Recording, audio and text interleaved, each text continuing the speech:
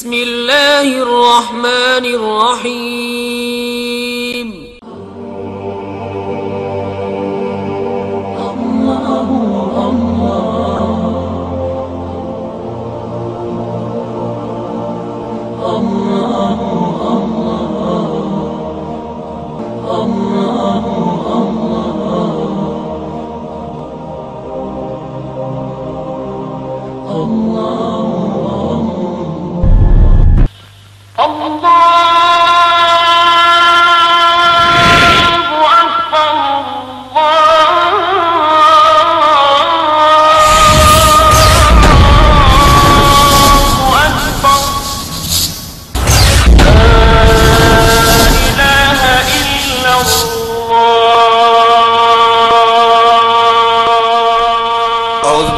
الشیطان الرجیم بسم اللہ الرحمن الرحیم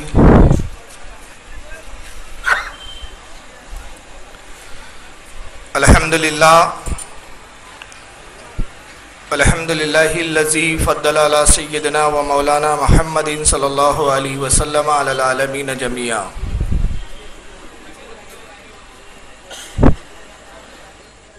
وَأَقَامَهُ يَوْمَ الْقِيَامَةِ لِلْمُذْنِبِينَ الْمُتَلَوِّثِينَ الْخَطَّائِينَ الْحَالِقِينَ شَفِيعًا وصلی اللہ تبارک و تعالی علیہ وعلی کل من ہوا محبوب و مرضی لدیہ صلاۃ دائما کثیرا کثیرا کثیرا فاعوذ باللہ من الشیطان الرجیم بسم اللہ الرحمن الرحیم یا ایھا الذین آمنوا اتقوا اللہ وکونوا مع الصادقین صدق اللہ العظیم ان اللہ وملائکتہ یصلون علی النبی یا ایھا الذین آمنوا صلوا علیہ وسلموا تسلیما اللہم صلی علی سیدنا مولانا محمد عدد معافی علم اللہ صلاۃ دائمۃ بدوام ملک اللہ صلی اللہ تعالی علیہ وسلم الہی تابوت خورشید و ماہی الہی تابوت خورشید و ماہی چراغ چشتی آرا روشنائی. سب سے پہلے تو میں آپ سے معذرت طلب کروں گا اس بات کے لیے کہ آج انتظامات کی کچھ کمیوں کے سبب جو تاخیر ہوئی. کل کے جلسے میں وعدہ کیا گیا تھا کہ 9:30 بجے جلسہ شروع ہو جائے گا، 10:30 بج رہے ہیں، کل 1 گھنٹہ لیٹ جلسہ شروع ہو رہا ہے. لہذا میں اپنے اراکین تنظیم کی جانب سے آپ سب سے معذرت خواہ ہوں، اور انشاءاللہ آئندہ جب بھی ہمارے ایسے پروگرام ہوں گے تو وقت کی پابندی کا لحاظ رکھا جائے گا انشاءاللہ. چونکہ وقت ہو گیا ہے تو اب زیادہ تمہید باندھنے کی بھی کوئی ضرورت محسوس نہیں ہو رہی ہے.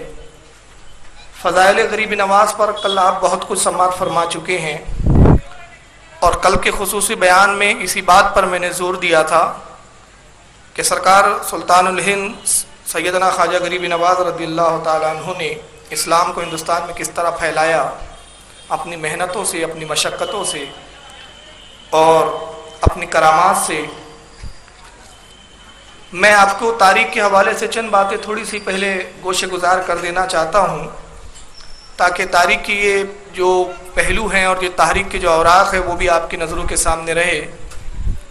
آپ کو معلوم ہونا چاہیے کہ ہندوستان کی زمین تاریخ اسلام کے اعتبار سے بہت مقدس زمین مانی جاتی ہے.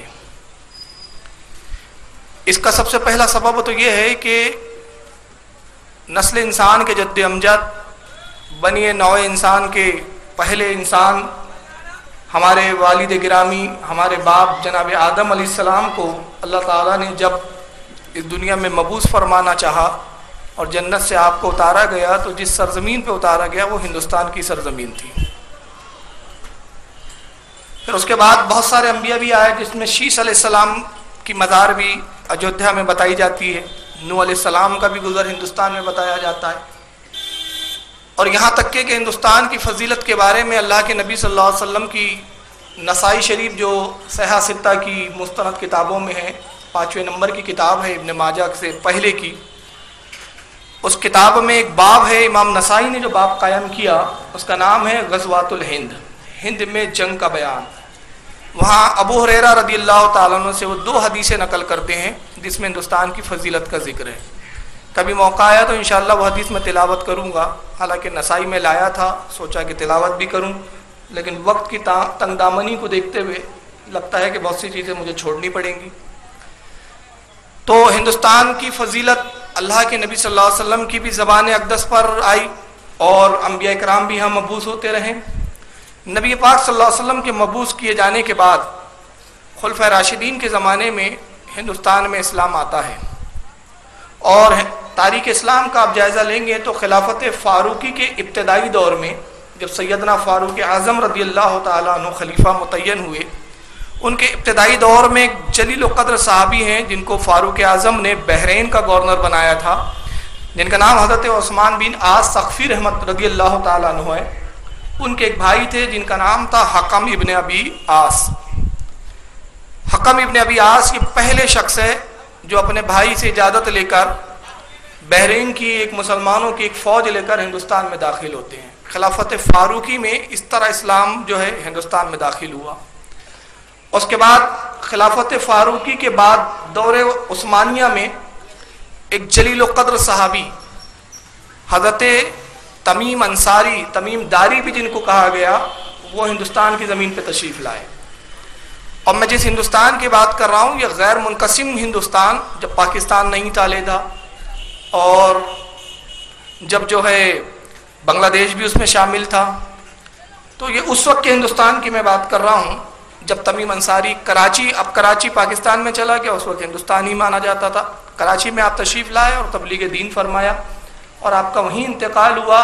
آپ نے وصیت کی کہ میرے جسم مبارک کو، میرے لاشے کو ایک تابوت میں رکھ کے بہا دیا جائے. صحابی کی حکمتیں ہوتی ہے. غرض کے المختصر تابوت میں ان کی وصیت کے مطابق رکھ دیا گیا اور وہ تابوت سمندر کے راستے بہتے بہتے جو ہے کولم شریف میں آیا، وہاں آپ کا مدفون ہے. اور آپ ہی کی اس کرامت جب لوگوں نے دیکھا کہ اس میں پوری آپ کی زندگی کے حالات بھی تحریر تھے کہ اللہ کے نبی کے صحابی ہیں اور اتنے سال یہ سمندر میں ان کا لاشا بہتا رہا، سڑا نہ گلا، تو انہوں نے اسلام کی طرف رغبت اختیار کی اور اسلام میں وہ داخل ہوئے. کولم شریف میں حضرت تمیم انصاری صحابی رسول کا مزار ہے اور یہ کولم ہندوستان کا علاقہ ہے. تو ایک صحابی کو اپنے دامن میں لینے کی بھی فضیلت ہندوستان کی سرزمین کو ہے. نبی حضرت شیس علیہ السلام کو اپنے دامن میں لینے کی فضیلت یہ بھی ہندوستان کو میسر آئی. حضرت تمیم داری انصاری اور کچھ دوسرے لوگوں کے بعد بضابطہ جب اسلام کی ایک بڑی تعداد ہندوستان میں آباد ہوئی تو وہ دور وہ تھا جب حجاج بن یوسف کا زمانہ تھا. حجاج کے داماد جن کا نام محمد بن قاسم ہے، انہوں نے ہندوستان پر حملہ کیا اور وہ اس کے عوامل کیا تھے، کیا اسباب تھے، کیوں حملہ کرنے کی ضرورت آئی، یہ پوری تاریخ ہے. ابھی وقت نہیں ہے کہ میں تفصیلات میں جاؤں. مختصر یہ کہ انہوں نے یہاں کے راجہ دہر کو شکست دی اور ہندوستان کے سندھ کے علاقے پر قبضہ فرمایا اور پھر آپ جب واپس گئے تو مسلمانوں کی ایک تعداد سندھ میں قیام پذیر ہو گئی. تو اسلام اس سے پہلے جو بھی آیا وہ جہاد کے طریقے سے آیا، حملے کے طریقے سے آیا. داتا گنج بخش لاہوری تشریف لائے، انہوں نے اپنے حد تک جو ہے یہاں اسلام کا پرچار کیا، اسلام کی خدمات انجام دی. داتا گنج بخش لاہوری کے بہت بعد میں 586 ہجری میں 586 ہجری اگر آج سے ہم اگر اس کا وقت کا اندازہ لگائیں یا وقت کا تعین کریں تو 846 سال ہوتے ہیں. یعنی 846 سال پہلے حضرت غریب نواز رضی اللہ تعالیٰ عنہ ہندوستان کی سرزمین پہ تشریف لاتے ہیں. ہم یہ مانتے ہیں اور تسلیم کرتے ہیں کہ ہندوستان میں اسلام خواجہ غریب نواز سے پہلے آ چکا تھا، لیکن ہندوستان کی تاریخ میں خواجہ غریب نواز کا جو کردار ہے وہ اس بات پر سب سے زرین وہ تاریخ کا باب اور حصہ ہے کہ سرکار غریب نواز نے جتنی بڑی تعداد میں یہاں پر کفار و مشرکین کو اسلام میں لایا، اس سے پہلے اتنی بڑی تعداد میں کسی نے نہیں لایا تھا. علماء کرام نے ایک اندازہ لگایا تو بتایا گیا کہ 90 لاکھ لوگ حضرت خواجہ غریب نواز کے دست حق پر اسلام کو قبول کرتے ہیں. یہاں ایک شبہ ہوتا ہے ہمارے لوگوں کو، تو میں اپنے سنی بھائیوں سے کہتا ہوں کہ اس آیت کا ورد ہمیشہ کیا کیجئے، من شر الوسواس الخناس، اے اللہ میں خناس سے پناہ مانگتا ہوں، الذی یوسوس فی صدور الناس، اور ان شیطانوں ان انسان نما شیطانوں سے بھی پناہ مانگتا ہوں جو دلوں میں وسوسے ڈالتے ہیں. تو ابھی حال ہی میں انٹرنیٹ پر ایک صاحب نے ہم کو اعتراض بھیجا اور وہ اعتراض یہ تھا کہ تم لوگ یہ بریلوی لوگ جو کہتے ہو کہ غریب نواز نے 90 لاکھ لوگوں کو اسلام میں لایا، تو اس وقت ہندوستان کی آبادی 90 لاکھ بھی تھی کیا؟ اور اگر ہندوستان کی آبادی قریب قریب اتنی تھی یا اس سے کچھ زیادہ تھی تو آج پھر مسلمان تو 50% ہونا چاہیے، 50% ہونا چاہیے، پھر کم کیوں ہے؟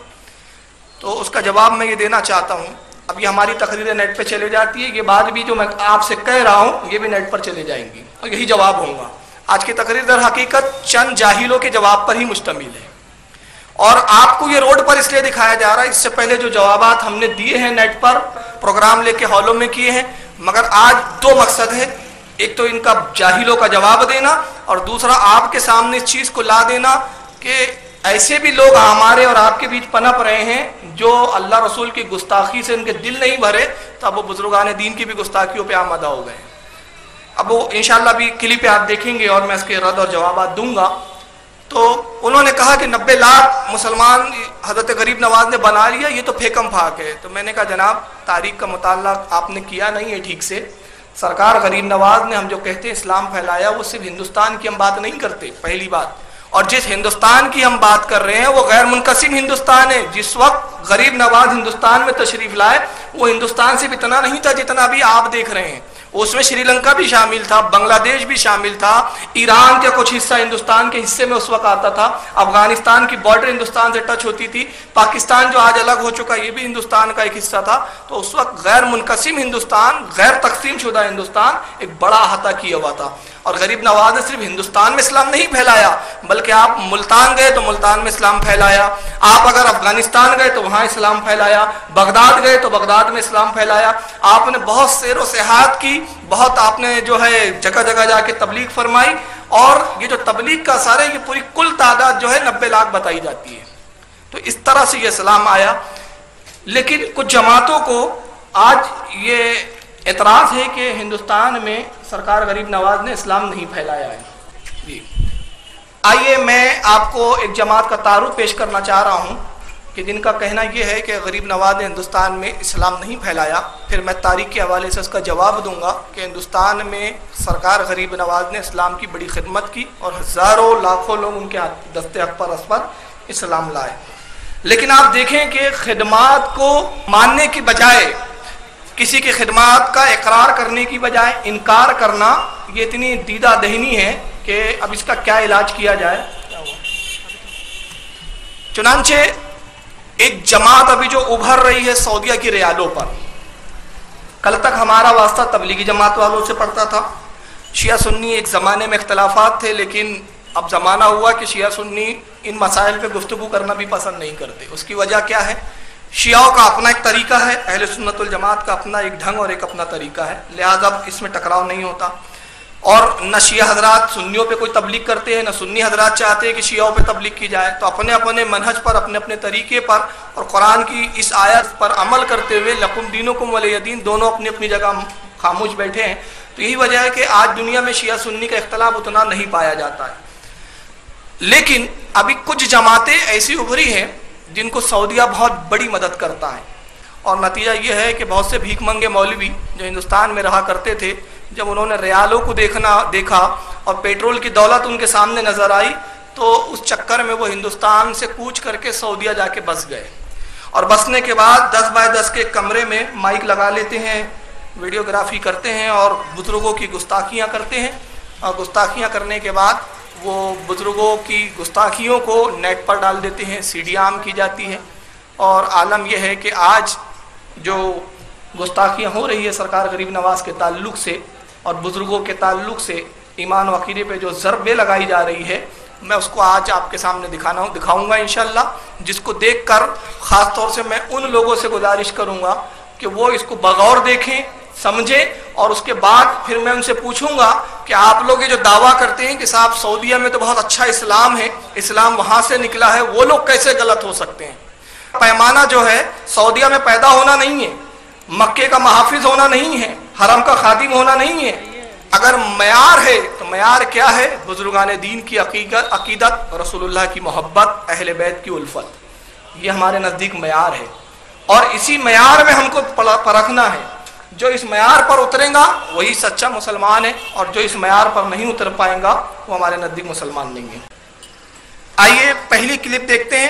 پہلا اعتراض، یہ جماعت اہل حدیث کے بہت بڑے مولوی کہلاتے ہیں، کسی زمانے میں پاکستان میں رہتے تھے، آج کل سعودیہ کی ریال پہ رال ٹپکاتے ہوئے سعودیہ میں ہیں، اور وہاں سے کیا زہر اگل رہے ہیں ہمارے لوگوں کے تعلق سے، ہمارے بزرگوں کے تعلق سے، ملاحظہ فرمائیں۔ اچھا، وہ فوجیں لے کر پہنچ گیا، فوجیں لے کر پہنچا، کہا اس کو ابھی گرفتار کرتے ہیں۔ خواجہ صاحب باہر نکلے تو سامنے والی فوج کی طرف گھور کے دیکھا، ابھی دیکھنا ہی تھا، ساری فوج کہہ رہی تھی لا الہ الا۔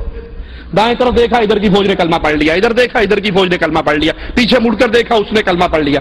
بادشاہ سلام کہتے ہیں ہاں جی کیوں آپ لوگوں کو مسلمان کرتے ہیں؟ کہا لوگوں کو تو میں کرتا ہوں، یہ فوج جو تم مجھے مارنے کے لیے لایا ان کو کلمہ میں نے پڑھایا؟ کہا نہیں، کدے تیری ساری فوج کلمہ پڑھ رہی ہے۔ بادشاہ بڑا حیران، ایک نظر کرم جب بادشاہ پر ڈالی تو بادشاہ بھی وہیں ہاتھی پہ بیٹھا بیٹھا لا الہ الا اللہ۔ سینکڑوں مسلمان کے، ہزاروں مسلمان، ہندوستان میں مسلمان ہی خواجہ نے کیے۔ اگر اس نے ہندوؤں کو مسلمان کیا ہوتا تو کبھی ہندو اس سے راضی ہوتے؟ اگر اس نے ہندوؤں کو مسلمان کیا ہوتا تو کبھی ہندو اس سے راضی ہوتے؟ کہتے اس نے تو ہمارے خاندانوں کو موسلا بنا دیا، اس کا دشمن بنتے۔ یہ کیسا ہے جس پہ ہندو بھی راضی ہے، پنڈت بھی راضی ہے، سکھ بھی راضی ہے اور مسلمان بھی راضی ہے؟ اللہ کی قسم یہ شرک کا منظر ہے، یہ شرک کا منظر ہے جو ہندو اپنے مندروں میں کرتے ہیں، وہی تم درباروں میں کرتے ہیں۔ ہندو سمجھتا ہے سیاسی جنگ ہے، اندر سے ہم دونوں بھائی ہیں، ہم کھڑے کو پوج رہے ہیں، یہ لمبے پڑے کو پوج رہا ہے۔ اتنا سا فرق ہے ان قبر پرستوں میں اور مورتی پرستوں میں۔ وہ کھڑے کا طواف کرتا ہے، یہ پڑے کا کرتا ہے۔ ہم کھڑے کو پوج رہے ہیں، یہ لمبے پڑے کو پوج رہا ہے۔ اتنا سا فرق ہے ان قبر پرستوں میں اور مورتی پرستوں میں۔ وہ کھڑے کا طواف کرتا ہے، یہ پڑے کا کرتا ہے۔ وہ اس کو سامنے بھجن گاتا ہے، یہ اس کے سامنے قوالی گاتا ہے۔ الرحمان کا اعتراض یہ ہے جو اہل حدیث کے مولوی ہے کہ ہندوستان میں اگر غریب نواز نے اسلام پھیلایا ہوتا تو ہندو کیوں راضی ہوتے؟ ہندو ان سے راضی نہیں ہوتے۔ اس کا مطلب یہ جو بولا جاتا ہے کہ ہندوستان میں غریب نواز نے اسلام پھیلایا، یہ پھیکم پھاک ہے، اس کی کوئی اصل نہیں ہے۔ اس کے بعد یہ معراج ربانی ہے، یہ بھی انڈیا میں رہا کرتے تھے کسی زمانے میں، مگر یہ بھی آج کل سعودیہ کے تلوے چاٹ رہے ہیں۔ ابھی اس وقت سعودیہ میں ہیں، ان کی بے شمار سیڑھیاں آتی ہے اور غیر مقلدین ان کی سیڑھیوں کو مفت بانٹتے بھی ہے۔ بہت ساری سیڑھیاں تو مجھے مفت میں بھی لا کے دی گئی کچھ لوگوں کے ذریعے۔ اب آئیے یہ صاحب کیا کہتے ہیں، ان کی بھی سن لیجئے، پھر دونوں حضرات کا میں کتابوں کے تاریخ کے حوالے سے رد کروں گا انشاءاللہ۔ جو سابق پروفیسر تھا مسلم یونیورسٹی علی گڑھ کا، آرنلڈ جو سابق پروفیسر تھا مسلم یونیورسٹی علی گڑھ کا، اس نے ایک بات کہہ دی، اس نے اپنی ایک کتاب میں ایک بات کہہ دی، اور وہ بات یہ تھی کہ خواجہ معین الدین چشتی اجمیری نے اسلام کو متعارف کروایا، اسلام کو متعارف کروایا ہندوستان میں۔ اب اس نے مستشرق عالم تھا، نصرانی تھا اور مسلم یونیورسٹی علی گڑھ کا پروفیسر تھا، اب اس نے یہ بات کہہ دی۔ اب ہمارے ہندوستانی مولوی اس بات کو لے کے اڑ گئے، انہوں نے تحقیق ہی نہیں کی کہ آخر اجمیری صاحب آئے کب ہندوستان، پیدا کب ہوئے، مرے کب، اجمیری صاحب آئے کب ہندوستان، پیدا کب ہوئے، مرے کب۔ اب جناب عالی بڑے بڑے حکیم الامت بھی لکھتے جا رہے ہیں، بڑے بڑے تنظیموں اور تحریکوں کے لیڈر بھی لکھتے جا رہے ہیں کہ مشائخ چشت نے ہندوستان میں اسلام کو متعارف کروایا، استغفر اللہ۔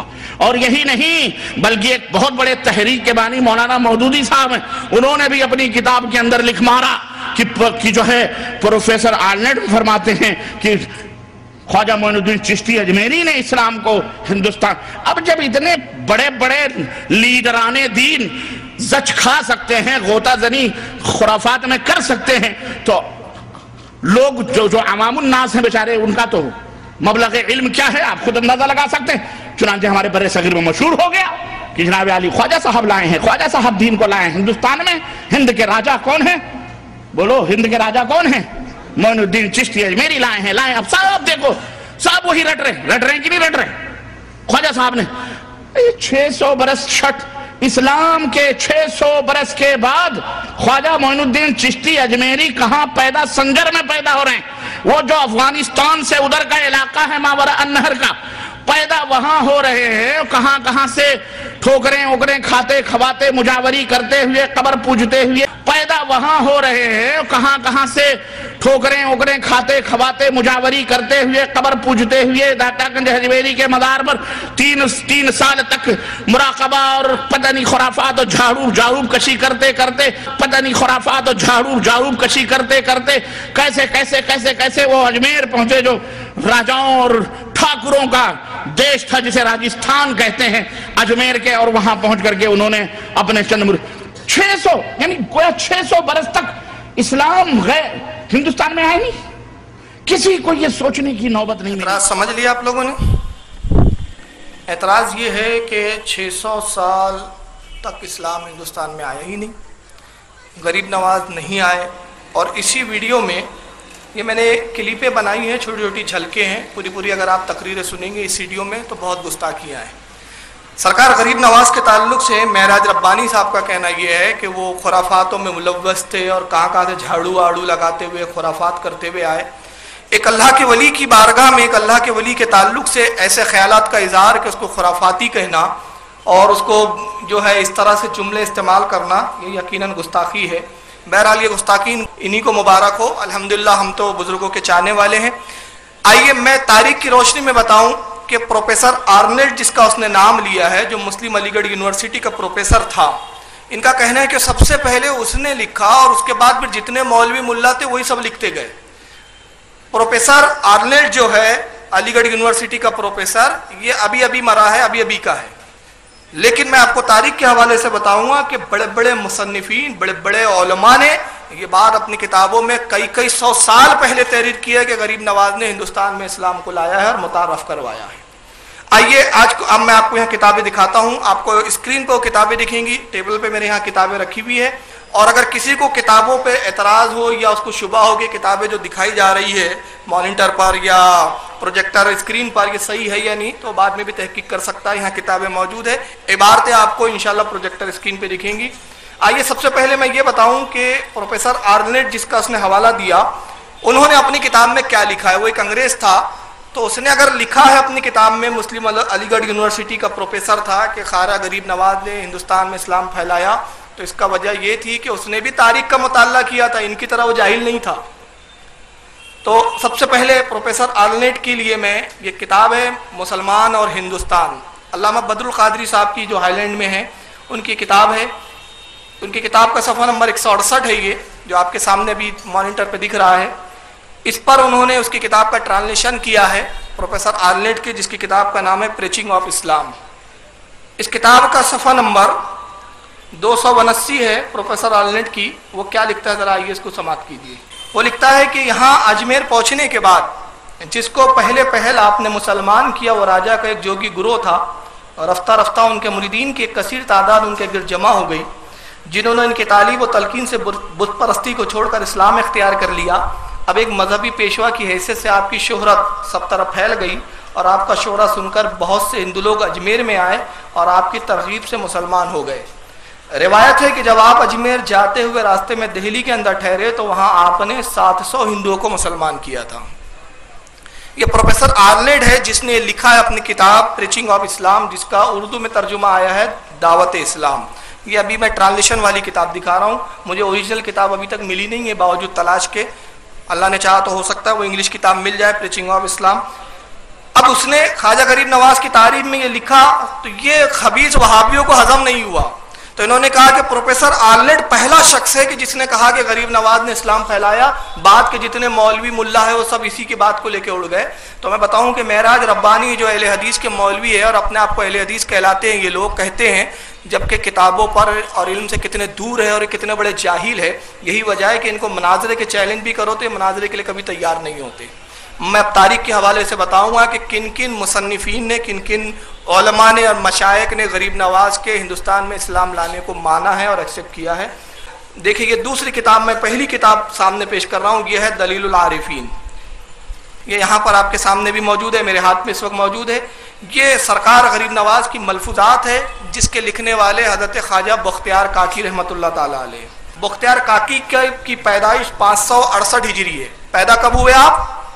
568 ہجری، اور آپ کا وصال ہوا 633 ہجری، یعنی آج سے تقریباً 800 ساڑھے 800 سال پہلے۔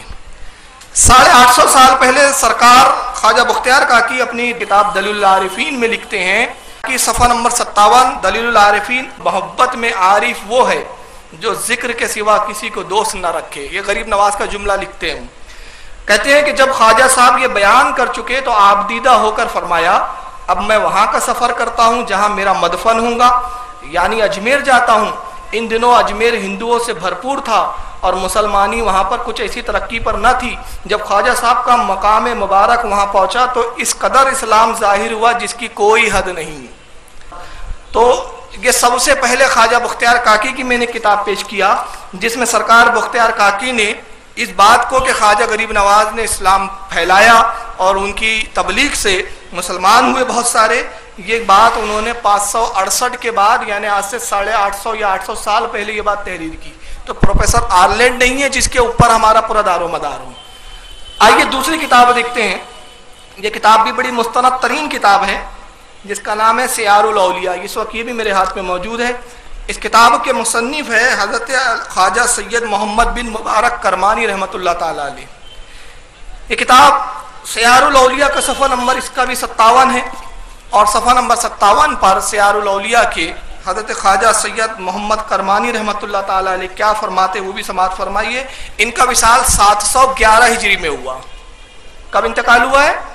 711 ہجری میں۔ فرماتے ہیں ان کی اور کرامت یہ ہے، ان کی یعنی سرکار غریب نواز کی، کہ ہندوستان کی مملکت میں مشرق کے آخری سرے تک سب طرف کفر و کافری اور بت پرستی کا دورہ تھا۔ ہندوستان کے سرکش و مغرور لوگ اکثر خدائی دعویٰ کرتے تھے اور خدائے بزرگ و برتر کے شریک بنتے تھے، پتھروں، درختوں، جانوروں، چوپائے اور گائے کے گوبر تک کو پوچھتے تھے۔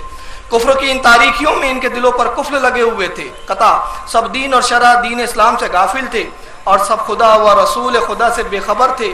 کسی نے کبھی کعبے کا رخ نہ دیکھا، نہ کہیں نعرہ تکبیر اللہ اکبر سننے میں آیا۔ اہل یقین کے اس آفتاب عالم تاب کے قدوم میمنت لزوم سے اس سرزمین میں کفر کی تاریکیاں چھٹ گئی اور ہر سو اسلام کا اجالا پھیل گیا۔ آپ واقعتاً دین کے معین تھے۔ کون؟ سرکار غریب نواز۔ پھر اس کے بعد لکھتے ہیں کہ آج سلیب چرچ کی بجائے اس کفرستان میں مسجد و محراب ممبر نظر آ رہے ہیں۔ جہاں کبھی مشرکین کے نعرے بلند ہوتے تھے آج مسلمانوں کے نعرہ تکبیر سنائی دیتے ہیں۔ اس سرزمین میں جو بھی مسلمان ہوا اور لوگ تا قیامت مسلمان ہوتے رہیں گے اور پھر آگے نسلن بعد نسلن ان کی اولاد مسلمان ہوں گی، اور جو وہ گروہ جن کی تبلیغ اسلام نے اس دار حرب کو دار اسلام بنایا تا قیامت ان کا ثواب ان بزرگوں اور شیخ الاسلام خواجہ معین الدین حسن سنجیری کو پہنچتا رہے گا۔ یہ کب لکھ رہے ہیں؟ یہ 711 میں ان کا ہجری میں ان کا وصال ہوا، ابھی 1400 چل رہی ہے ہجری، یعنی آج سے 700 سال پہلے۔ اور ان کی کتنی کمزور معلومات ہے، کہتے پروفیسر آرلینڈ نے کہا، مسلم علی گڑھ یونیورسٹی کا پروفیسر، تب سے یہ ماننے لگے کہ غریب نواز نے اسلام پھیلایا ہے۔ چلیے آگے اور بڑھتے ہیں۔ اب ایک ایسی کتاب میں پیش کر رہا ہوں جو بڑی مستند کتاب ہے، جو چھپی بھی دیوبندیوں کے یہاں سے، ہمارے یہاں سے نہیں چھپی۔ یہ ہے اخبار الاخیار۔ یہ حضرت شاہ عبدالحق محدث دہلوی رحمۃ اللہ تعالی علیہ کی کتاب ہے۔ اس کا صفحہ نمبر جو ہے 55 ہے۔ شاہ عبدالحق محدث دہلوی رحمۃ اللہ تعالی علیہ ہندوستان کے وہ پہلے بزرگ ہیں جنہوں نے ہندوستان میں علم حدیث کو نافذ فرمایا ہے۔ اپنے وقت کے بڑے محدث ہیں، جتنے آج کے علماء ہیں سب کا سلسلہ حدیث شاہ ولی اللہ سے ہوتے ہوئے شاہ عبدالحق محدث دہلوی پہ ختم ہو جاتا ہے۔ شاہ عبدالحق محدث دہلوی کی ولادت 958 ہجری ہے اور ان کا وصال ہے 1052 ہجری، یعنی آج سے 450 سال پہلے آپ کا انتقال ہوا۔ اخبار الاخیار ان کی سب سے مشہور کتابوں میں ہے، اور بھی کتابیں ہیں، مدارج النبوت ہے اور مشکات کی شرح لکھی۔ چنانچہ اپنی کتاب اخبار الاخیار میں محدث وقت جو اپنے زمانے کے محدث ہے سرکار غریب نواز کے بارے میں وہ کیا لکھتے ہیں، کہتے آپ پتھورا رائے کے دور حکومت میں اجمیر ہندوستان تشریف لائے اور عبادت الہی میں مشغول ہو گئے۔ پتھورا رائے اس زمانے میں اجمیر ہی میں مقیم تھا۔ ایک روز اس نے آپ کے ایک مسلمان عقیدت مند کو کسی وجہ سے ستایا، وہ بیچارہ آپ کے پاس فریاد لے کر پہنچا۔ آپ نے اس کی سفارش میں پتھورا رائے کے پاس ایک پیغام بھیجا، لیکن اس نے آپ کی سفارش قبول نہ کی اور کہنے لگا کہ یہ شخص یہاں آ کر بیٹھ گیا ہے اور غیب کی باتیں کرتا ہے۔ جب خواجہ اجمیری کو یہ بات معلوم ہوئی تو ارشاد فرمایا کہ ہم نے پتھورا کو زندہ گرفتار کر کے حوالے کر دیا۔ اسی زمانے میں سلطان معیز الدین سام اور شہاب الدین گوری کی فوج غزنی سے پہنچی۔ پتھورا لشکر اسلام سے مقابلے کے لیے آیا اور سلطان معیز الدین کے ہاتھوں گرفتار ہو گیا، اور اسی تاریخ سے اس ملک میں اسلام پھیلا اور کفر کی جڑیں کٹ گئی۔ یعنی حضرت شاہ عبدالحق محدث دہلوی کو بھی یہ اعتراف ہے کہ سرکار غریب نواز کی کرامت سے ہی شہاب الدین نے یہاں حملہ کیا، پرتھوی راج چوہان کو گرفتار کیا گیا، اور اسی دن سے پھر اسلام کی یہاں پر جو ہے پھیلا اور کفر کی جڑیں کٹی۔ جب شاہ عبدالحق محدث دہلوی جیسا محدث بھی اس بات کو تسلیم کر رہا ہے تو ان پھٹیچروں کی بات پھر ہم کیوں مانیں؟ ظاہر سی بات ہے۔ آئیے میں تاریخ کے حوالے سے اور ایک بات آگے بتاتا ہوں۔ یہ ہے میرات الاسرار۔ اس کتاب کے بارے میں آپ کو ایک چیز بتا دوں، یہ مانیٹر پہ آپ کو دکھ رہی ہے میرات الاسرار، جس کے لکھنے والے حضرت شیخ عبد الرحمن چشتی قدس سرہ العزیز ہے۔ اس کتاب کی صرف ایک خاصیت بتاؤں، بڑی ضخیم کتاب ہے، یہ میرے ہاتھ میں اس وقت موجود ہے اور مانیٹر پہ آپ کو دکھ رہی ہے اسکرین پر۔ اس کتاب کے لکھنے والے حضرت عبد الرحمن چشتی نے یہ کتاب تب لکھی جب سرکار غریب نواز ان کے خواب میں تشریف لائے اور بشارت دی اور حکم فرمایا کہ ہمارے سلسلے کے بارے میں تم کتاب تحریر کرو۔ تو حکم غریب نواز پر میرات الاسرار انہوں نے اس کتاب کو تحریر کیا۔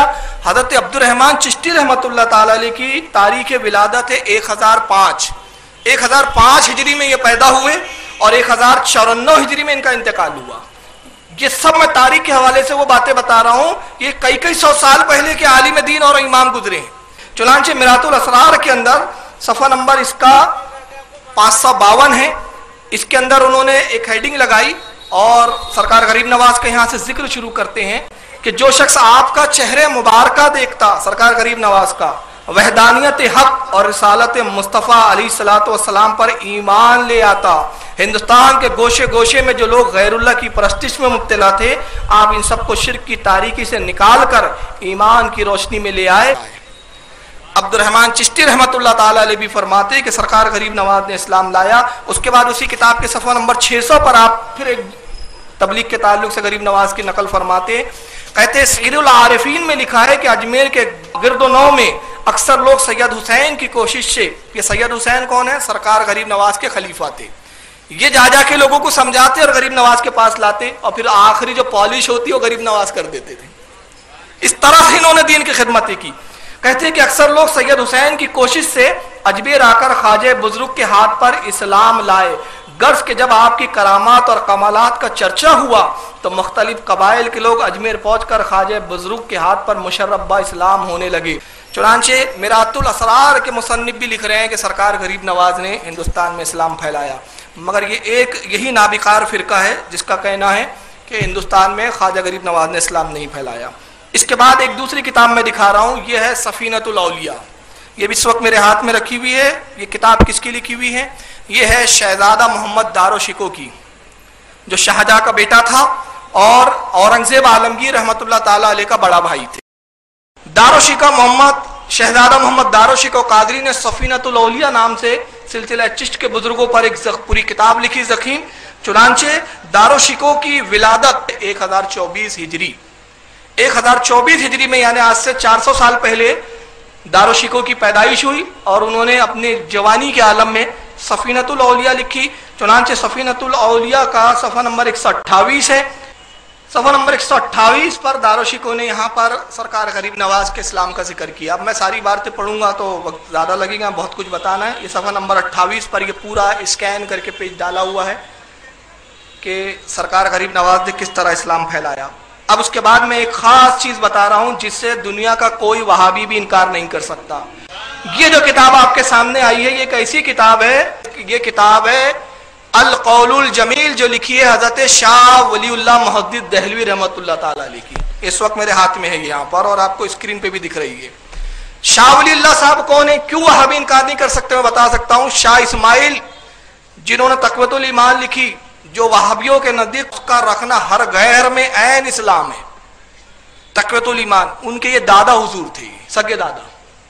شاہ عبدالعزیز محدث دہلوی کے والد ہیں اور ہندوستان میں جتنے علماء اور محدث گزرے ہیں، چاہے وہ دیوبندی ہو، چاہے اہل حدیث غیر مقلد ہو، چاہے وہ بریلوی ہو، سارے علماء کا سلسلہ حدیث सनद के एतबार से शाह वलीउल्लाह मुहद्दिस दहलवी पर जाकर खत्म हो जाता है। ये अपने वक्त के बहुत बड़े मुहद्दिस थे दिल्ली में।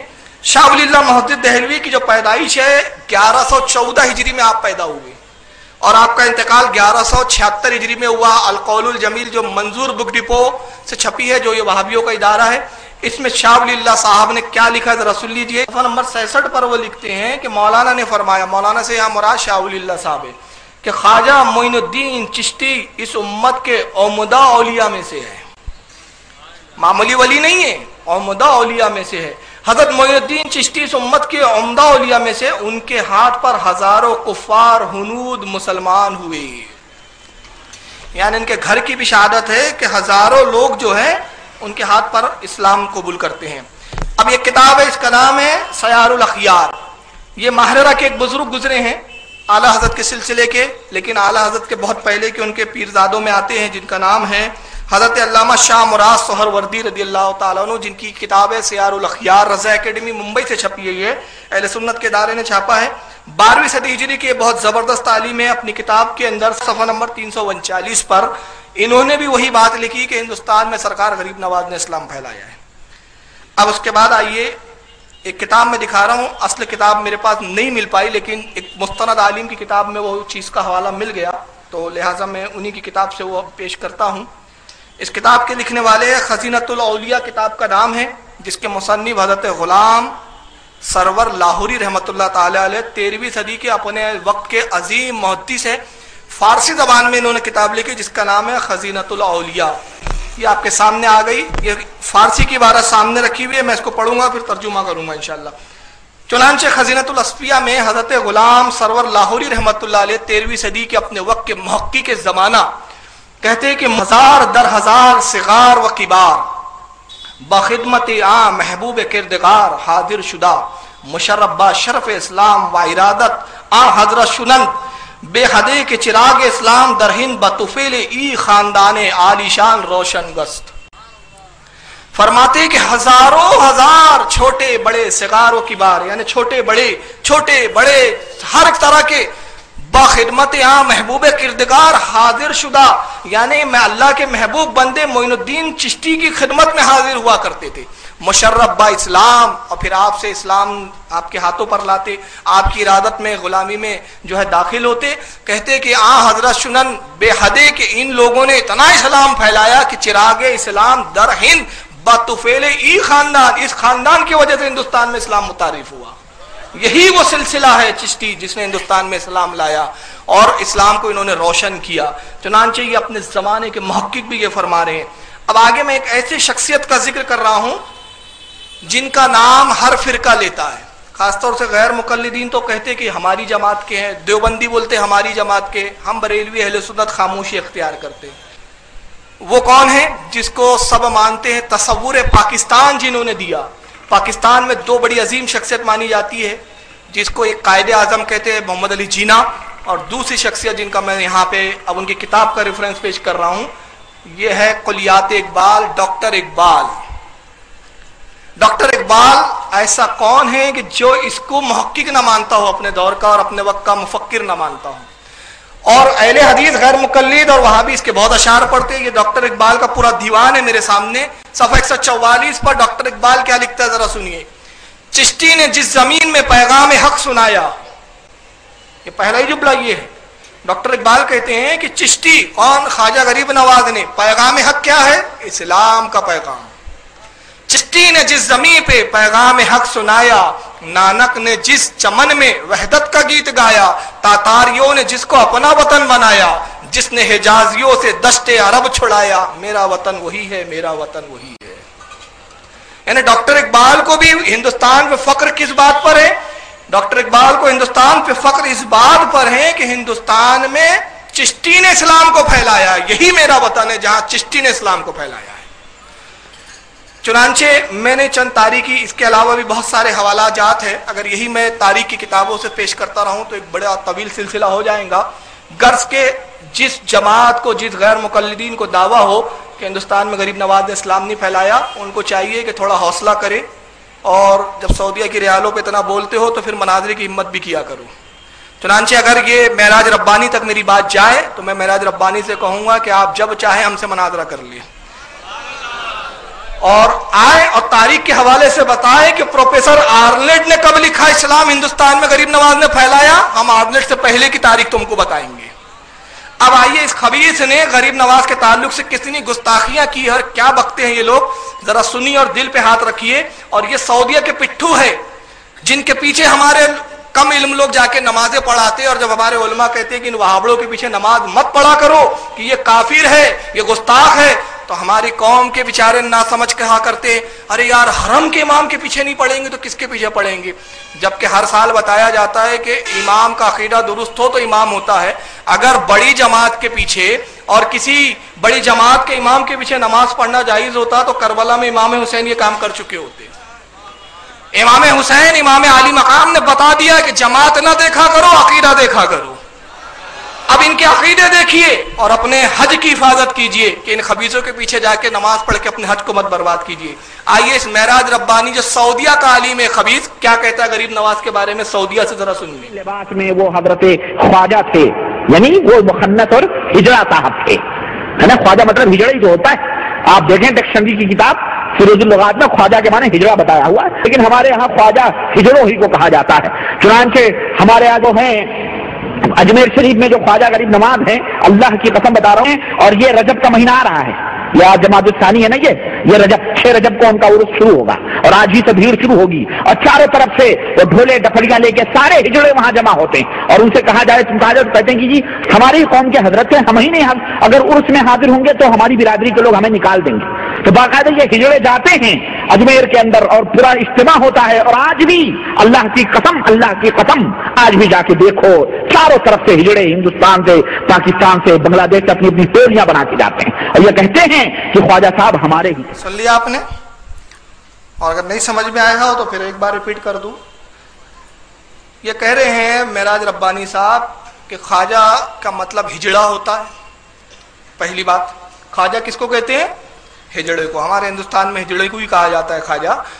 دوسری بات کہتے ہیں کہ خواجہ غریب نواز کے ہجڑے جاتے ہیں اور جب ان سے پوچھا جائے کہ تم کیوں جاتے ہو تو کہتے کیا کرے, خواجہ غریب نواز ہماری قوم کے تھے. مطلب خواجہ غریب نواز معاذ اللہ میں جملہ نہیں بولنا چاہ رہا, آپ لوگ سمجھدار ہیں, سمجھ چکے ہوں گے. تو جو لوگ خواجہ کو ہجڑا کہیں وہ مسلمان ہو سکتے ہیں؟ اس کے بعد بھی ان کا ایمان سلامت ہے. جس سے اسلام لیا اسی سے غداری. اور جن کتابوں کی حوالے دے رہا ہے معلوم ہوتا ہے یہ جاہلوں کا نام وہابی ہوتا ہے. میرے نزدیک تو جاہل بول دو یا گوار بول دو یا وہابی بول دو, میرے نزدیک ایک ہی بات ہے. آئیے میں انہی لغاتوں سے بات کروں جن لغتوں کا اس نے حوالہ دیا اور اس کی خباثت میں بتاؤں گا. اس نے ایک ہی لغت کا حوالہ دیا, اس نے حوالہ دیا فیروز اللغات. میں 4 لغت کے یہاں حوالے بتاؤں گا آپ کو. یہ ہے فیروز اللغات جس کا اس نے حوالہ دیا, یہاں پہ رکھی ہوئی ہے. یہ فیروز اللغات جس کا اس نے حوالہ دیا جو اردو زبان کی مستند لغتوں میں, مستند ڈکشنریوں میں آتی ہے. اس لغت کا صفحہ نمبر 597 ہے. اس پر آئیے ذرا دیکھیں خواجہ کا مطلب کیا ہے.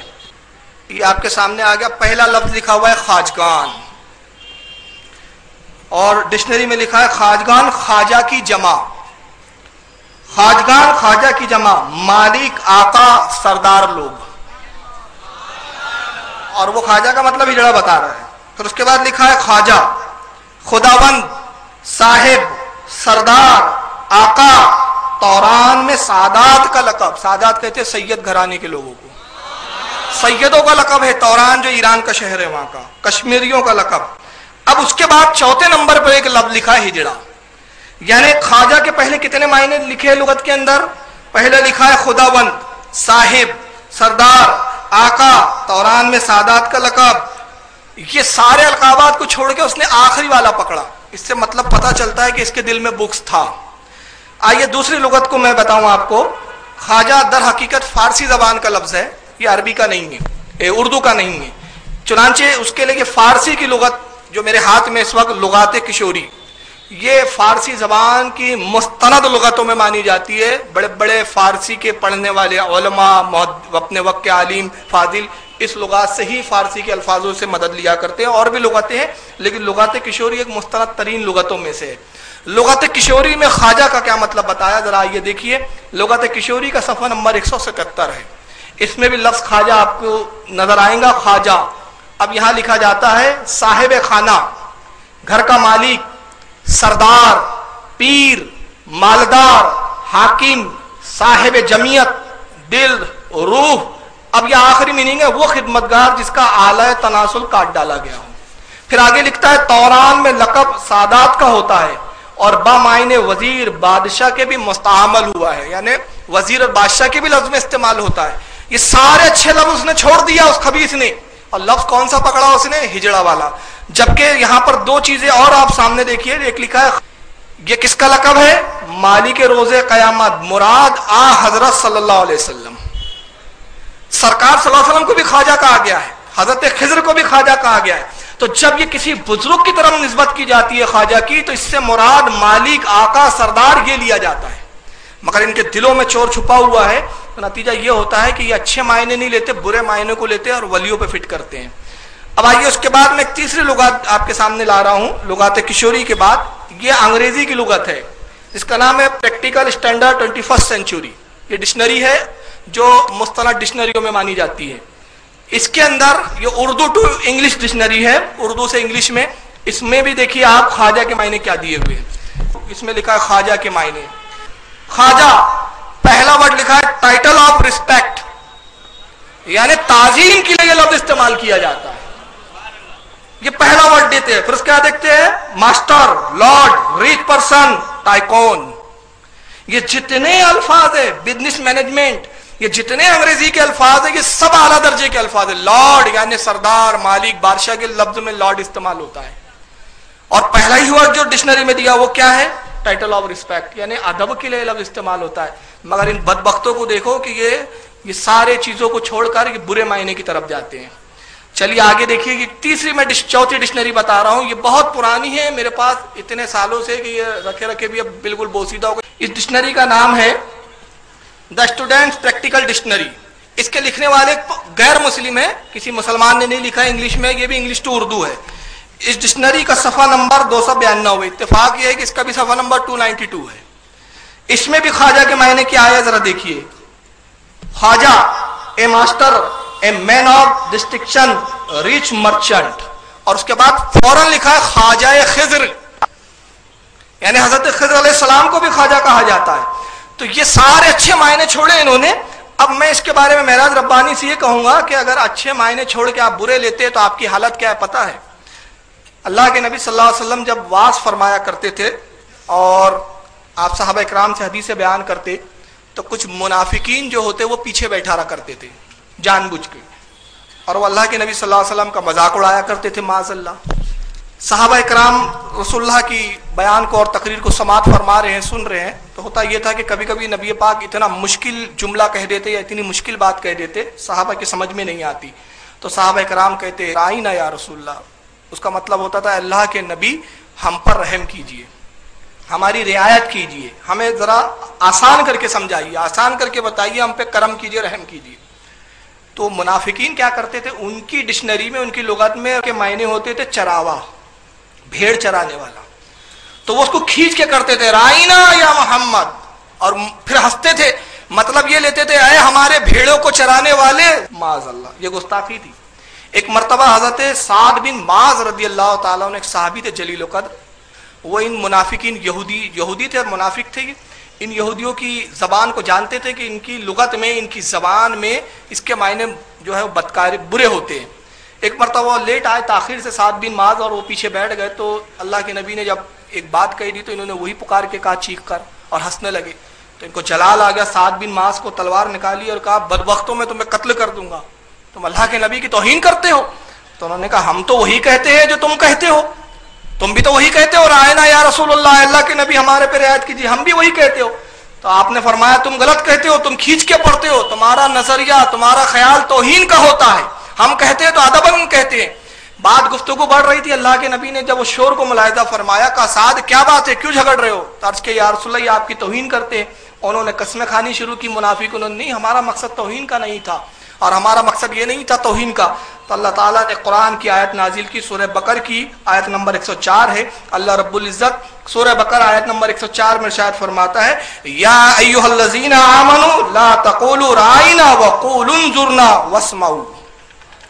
ایمان والو, آج سے رائنا نہ کہا کرو بلکہ اس کی جگہ کہو انظرنا. اللہ کے نبی ہم پہ نظر کرم کیجیے, ہم پر نظر کرم فرمائیے. اور پھر قرآن نے ان منافقین کا حال بتایا. تو صحابہ جو کہتے تھے وہ بھی وہی لفظ تھا, منافق جو کہتے تھے لفظ وہی تھا, مگر نیتوں میں فطور تھا تو قرآن نے ان کو منافق کہا. خواجہ کے معنی اچھے بھی ہیں. یہاں سے قرآن کی اس آیت سے صاف سمجھ میں آ جاتا ہے کہ ان کے دلوں میں بزرگوں کا نہ ادب ہے اور نہ معاذ اللہ بزرگوں کی جو ہے تعظیم ہے. آئیے یہ خواجہ غریب نواز اور اس سلسلے کو جنہوں نے اسلام دیا ان کو معاذ اللہ یہ کافر تک کہتے ہیں. اب یہ چوک جائیں گے آپ, اور مجھے بڑا تعجب ہوتا ہے ان لوگوں پہ جو کہتے ہیں کافر کو بھی کافر نہیں کہنا چاہیے, مگر یہ بدبخت ہم کو تو کہتے اپنی بدعقیدگی کو چھپانے کے لیے, مگر یہ بڑی بے باکی کے ساتھ معاذ اللہ خواجہ غریب نواز اور بختیار کاکی جیسے جلیل القدر ولی کو ایک کافر کہہ دیتے ہیں. بختیار کاکی نے کتاب لکھی تھی جو سرکار خواجہ غریب نواز نے خط لکھے تھے بختیار کاکی کی طرف. تو ان خطوں کو سرکار بختیار کاکی نے جمع فرما لیا. تو ایک خط میں سرکار غریب نواز نے کلمے کی خلاصہ اور تشریح فرمائی کہ کلمے کی حقیقت کیا ہے. ان بدبختوں کے سمجھ میں نہیں آئی تو اسی کتاب کو جو غریب نواز کی کتاب ہے اس پر ایک کیا تفسیرہ کر رہا ہے, اب آپ سنیے. اب بختیار کاکی کے طرف خطوط بھیجے گئے تھے, وہ خطوط خواجہ غریب النواز نے لکھے تھے, اور ان میں چند باتیں ہیں وہ میں آپ کو بتانا چاہتا ہوں کہ اس دور کے صوفیہ, اس دور کے جو اولیاء اپنے آپ کو کہتے ہیں, ان کے کیا ایمان اور عقیدے ہیں. یہ حضرت خواجہ غریب النواز جو تھے بیچارے سلطان الہند, جو فارس سے آئے تھے اور جو فارسی زبان بولتے تھے, انہیں اس کا بہت زیادہ علم تھا. اب آپ بتائیں یہ سلطان الہند کا خطاب دینے والے, یہ دیکھیں آپ کلمہ توحید کی حقیقت, یہ میری کتاب نہیں ہے اور نہ ہی میں یہ بات کہتا ہوں کہ یہ غریب النواز اگر ولی اللہ تھے تو وہ بیچارے ایسی بات کہہ سکتے ہیں. اور اگر تم کہتے ہو نہیں یہ کتاب انہی کی ہے, انہوں نے کہی ہے, تو پھر یہ آدمی زندیق تھا, کافر تھا, دائرہ اسلام سے خارج تھا. یہ کتاب انہی کی ہے, انہوں نے کہی ہے, تو پھر یہ آدمی زندیق تھا, کافر تھا, دائرہ اسلام سے خارج تھا. یعنی اس کتاب جو ان کے سمجھ میں نہیں آئی تو انہوں نے کفر کا فتویٰ لگا دیا. ان کی جہالت کا یہی عالم ہے. بہرحال ان کے نزدیک تو معاذ اللہ ثم معاذ اللہ سرکار غریب نواز اور بختیار کاکی کافر تھے. لیکن آئیے میں کچھ بزرگوں کے حوالے دیتے چلوں اور آپ اس میں دیکھیں کہ بزرگان دین کے نزدیک خواجہ غریب نواز کا مقام کیا تھا.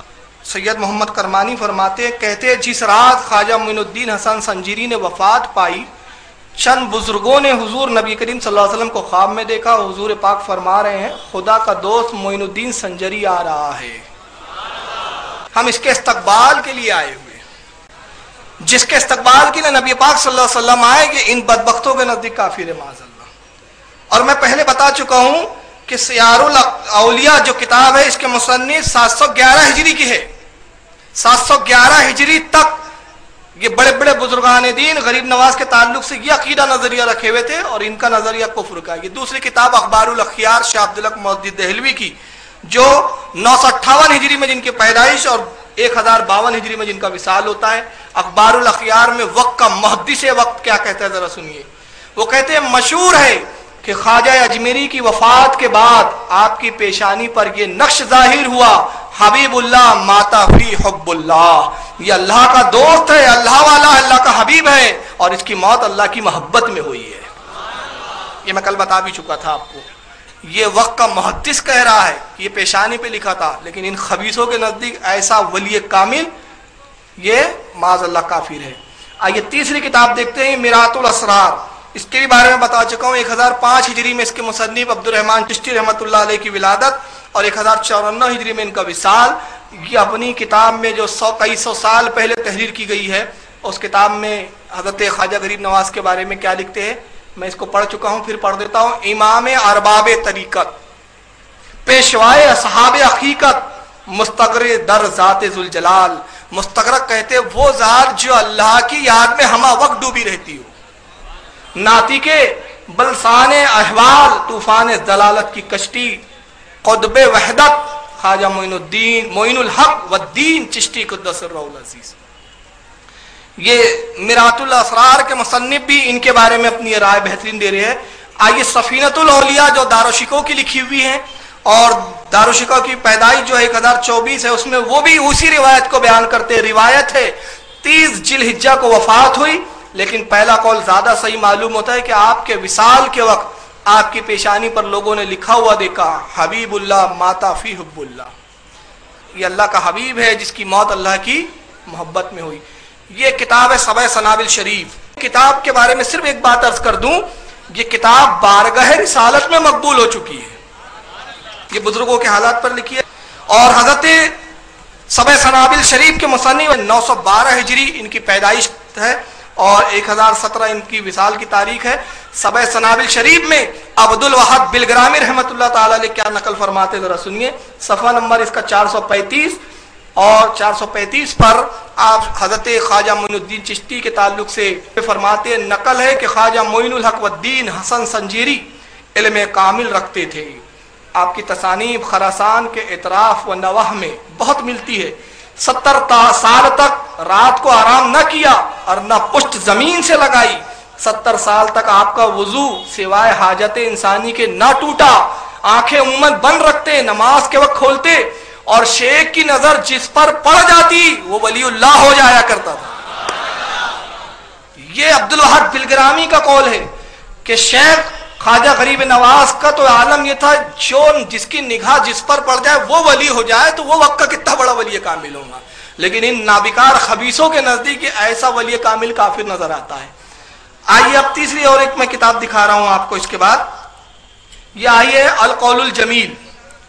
मैंने इसके बारे में पहले भी अर्ज कर चुका हूं कि इस किताब को कोई वहाबी भी चैलेंज नहीं कर सकता, क्योंकि छापने वाले भी यही लोग हैं।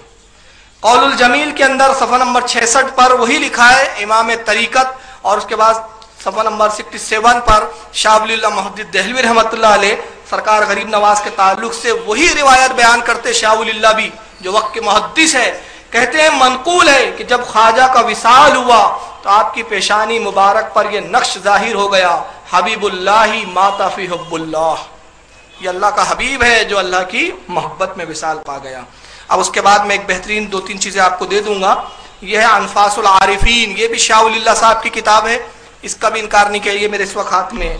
अनफासुल आरिफीन में शाह वलीउल्लाह साहब खुद क्या फरमाते अपने खानदान और अपने मुतालिक, सफ़ा नंबर इसका 37 है 37, उस पर लिखते कातिबुल हुरूफ, यानी कातिबुल हुरूफ यानी हुरूफों को लिखने वाला, यानी किताब लिखने वाला। मुसन्निफ शाह वलीउल्लाह कहता है कि हमारे इस्लाफ का रूहानी दस्तूर ये चला आ रहा है कि हर सदी में तरीक़े चिश्तिया की निस्बत के हामिल रहे हैं। कहते हैं हमारा पूरा खानदान जो है वो सिलसिले चिश्तिया में रहा है, तो अगर शाह हजरत गरीब नवाज माज़अल्लाह काफिर है तो हिम्मत हो तो शाह वलीउल्लाह को काफिर कहकर बताओ, इसलिए कि ये उसी खानदान के मुरीदों में है। अगर वो काफिर है तो फिर शाह वलीउल्लाह का ईमान कहां बचा फिर। अब आइए, एक बड़ी रुस्वाए जमाना किताब है, लेकिन वहाबियों के नजदीक बड़ी मुस्तनद किताब है। हमारे नजदीक इस किताब की कोई वैल्यू नहीं है, लेकिन मैं यहाँ क्यों बता रहा हूँ उसकी वजह बता देता हूँ। ये किताब का नाम है सिरात मुस्तकीम। अब आइए, प्रोजेक्टर स्क्रीन पे आपको ये दिख रही होगी, ये है सिरात मुस्तकीम, मकतबे थानवी देवबंद से छपी है। इस किताब में लिखने वाले मौलवी इस्माइल देहलवी है, शाह वलीउल्लाह के पोते। 1193 में हिजरी में इनकी पैदाइश हुई और इनकी मौत 1246 हिजरी में हुई। ये किताब हमारे नजदीक क्यों मोतबर नहीं है, इसकी एक वजह बता देता हूँ। इसी किताब में लिखा गया है कि माज़अल्लाह नमाज में नबी का ख्याल लाना जिना के ख्याल और गधे और बैल के ख्याल लाने से भी ज्यादा बुरा है। लेकिन इस किताब में 2 बातें मौलवी इस्माइल देहलवी ऐसे लिख गए जो इनके अकीदे के खिलाफ है, और इनकी किताब तक़वियतुल ईमान सऊदिया खुद छापता है और लाखों की तादाद में बांटता है, और ये इनको शहीद और वक्त का बहुत बड़ा इमाम और तुर्रम खां समझते हैं। मगर इनका खुद क्या मामला जरा सुनिए। सिरात मुस्तकीम के सफ़ा नंबर 251 251 पर वो लिखते हैं, एक हेडिंग लगाया उन्होंने, तकमीला राह विलायत के सुलूक सानी के बयान में, और इसमें एक तमहीद और एक मकसद है। इबारत थोड़ी हार्ड है, मैं आसान करके समझा देता हूँ। वो कहते हैं तमहीद, बेसमझ तालिब जब मारिफत ज़ात के मकाम पर पहुँचते हैं और सुलूक मुतारिफ को ख़त्म कर लेते हैं तो जानते हैं कि हम भी गौसुल आज़म और हज़रत ख्वाजा बुज़ुर्ग नायब रसूलुल्लाह हज़रत ख्वाजा मोइनुद्दीन चिश्ती और कुतुबुल अख्ताब जनाब हज़रत ख्वाजा कुतुबुद्दीन बख्तियार काकी اور پیشوائے شریعت و طریقت حضرت خواجہ بہاؤالدین نقشبندی اور حضرت امام ربانی قیوم زمانی حضرت شیخ احمد مجدد الفسانی وغیرہ ہم قدس اللہ اسرارہم اجمعین جیسے بڑے بڑے اولیاء اللہ کے ہم پایا اور ہم مقام ہو گئے ہیں، یہ سری غلطی نہایت ہی برا عقیدہ ہے۔ اپنے مفہوم میں بتاؤں، کہتے ہیں کہ کچھ لوگ جب عبادت بہت کر لیتے ہیں تو عبادت کرنے کے بعد وہ سمجھتے ہیں کہ ہم غوث پاک کے مقام تک پہنچ گئے، غریب نواز کے مقام پر پہنچ گئے، تو کہتے ہیں کہ یہ جہالت ہے اور یہ بدعقیدگی ہے، انسان آج کا کتنا ہی عبادت کر لے ان کے برابری نہیں کر سکتا۔ تو ان کے نزدیک بھی جب یہ معاملہ ہے، اب آئیے آگے دیکھیں، اسی صراط مستقیم میں انہوں نے ایک بات اور کیا لکھی، ذرا سنیے، دیکھیے یہ کتاب کا صفحہ نمبر 215 پر اسماعیل دہلوی کیا لکھتے ہیں، جو وہابی جماعت کے بہت بڑے امام وقت مانے جاتے ہیں۔ وہ کہتے ہیں کہ ذکر کرنے سے پہلے چاہتے ہیں کہ ذکر کا فائدہ ملے ہمیں، تو اس کے ایک طریقہ بتا رہے ہیں، ہیڈنگ لگائی انہوں نے، پہلا افادہ، پہلا فائدہ۔ طالب کو چاہیے، جو یعنی مقام چاہتا ہے، کوئی مرتبہ چاہتا ہے، طالب کو چاہیے کہ پہلے باوضو دو زانوں بطور نماز بیٹھ کر اس طریقے کے بزرگوں میں یعنی معین الدین سنجری، حضرت خواجہ قطب الدین بختیار کاکی وغیرہ حضرات کے نام کا فاتحہ پڑھ کر، سمجھ رہے ہیں آپ، مقام چاہیے تو پہلے کیا کریں، عبادت بعد میں، ذکر بعد میں، پہلے غریب نواز کی فاتحہ دلائے۔ ایک کتاب میں شرک ہو جاتی ہے، ایک کتاب میں یہی توحید بن جاتی ہے، ان کا مذہب بھی بڑا دوگلا مذہب ہے۔ کہتے ہیں بختیار کاکی وغیرہ حضرات کے نام کا فاتحہ پڑھ کر بارگاہ خداوندی میں ان بزرگوں کے توسط اور وسیلے سے التجا کرے۔ ارے تو جو تمہارے نزدیک کافر ہے اس کا وسیلہ کیسا، اور وسیلہ کبھی شرک کہتے ہیں، اور ابھی مقام و مرتبے کی ضرورت پڑ گئی تو غریب نواز کا وسیلہ، تو معلوم ہو گیا کہ یہ بھی جانتے ہیں کہ مقام چاہیے تو غریب نواز کے وسیلے کے بغیر چارہ ہی نہیں ہے، انہیں بھی سمجھ میں آتا ہے۔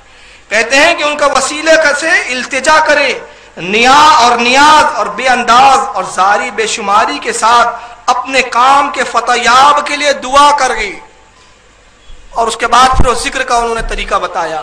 چنانچہ یہ شاہ اسماعیل دہلوی صاحب بھی جو ہے لکھ رہے ہیں کہ جو سرکار غریب نواز کی فاتحہ دے تو اس کا مطلب یہ ہوا کہ تو ان کے مولوی کے نزدیک تو وہ تو صاحب فاتحہ کے لائق ہے اور وسیلے کے لائق ہے، تو اگر خواجہ غریب نواز کافر ہے معاذ اللہ تو یہ سارے کے سارے پھر کافر ہو گئے جو ان کو اتوقع ولی کامل بار سمجھ رہے ہیں۔ آئیے ایک شخصیت کی میں ایک منقبت کے کچھ اشعار پڑھ کے سناؤں گا، جس نے بارگاہ معین الدین چشتی میں خراج عقیدت پیش کیا۔ یہ دیوان ہے حضرت بہادر شاہ ظفر کا، 1857 کے اندر جنگ آزادی میں جن کا بہت بڑا رول رہا، ان کے دیوان میں خواجہ غریب نواز کی یہ منقبت انہوں نے لکھی۔ اس سے وہ اپنی عقیدت کا بھی اظہار کرتے ہیں اور ساتھ ہی میں وہ غریب نواز کے مقام کو جو بتاتے ہیں، ذرا سنیں، میں اس میں 2-4 اشعار پڑھوں گا کیونکہ یہ کافی طویل منقبت ہے۔ وہ لکھتے ہیں، یہ ہے باغ خلد روضہ پر تمہارے گل فروش، جس کے ہر گل میں ہے بوئے بادہ وحدت کا جوش، ایک لپٹ میں سینکڑوں بے ہوش ہوں جو بادہ نوش، اور یہی کہتے ہیں پھر جب کچھ انہیں آتا ہے ہوش، یا معین الدین چشتی دستگیری لازم است۔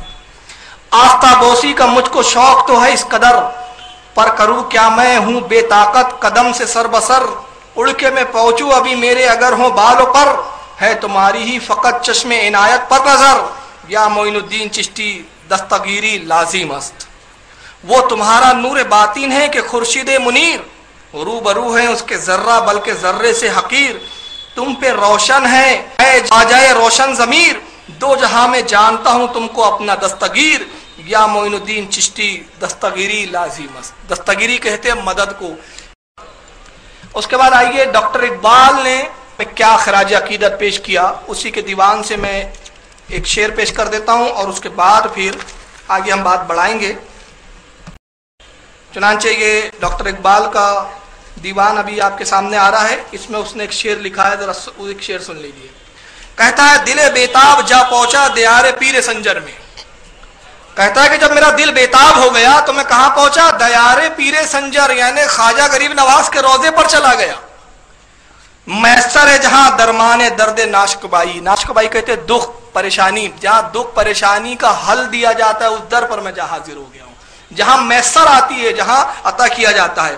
اور اس کے بعد میں خواجہ نظام الدین کی شان میں ایک نظم کہی ہے ڈاکٹر اقبال نے، اور یہ نظم میرے نزدیک تو عشق و محبت میں ڈوبی ہوئی ہے، مگر ان بد عقیدوں کے نزدیک ان کے عقیدے کی دھجیاں اڑ جاتی ہے اس نظم کے اندر۔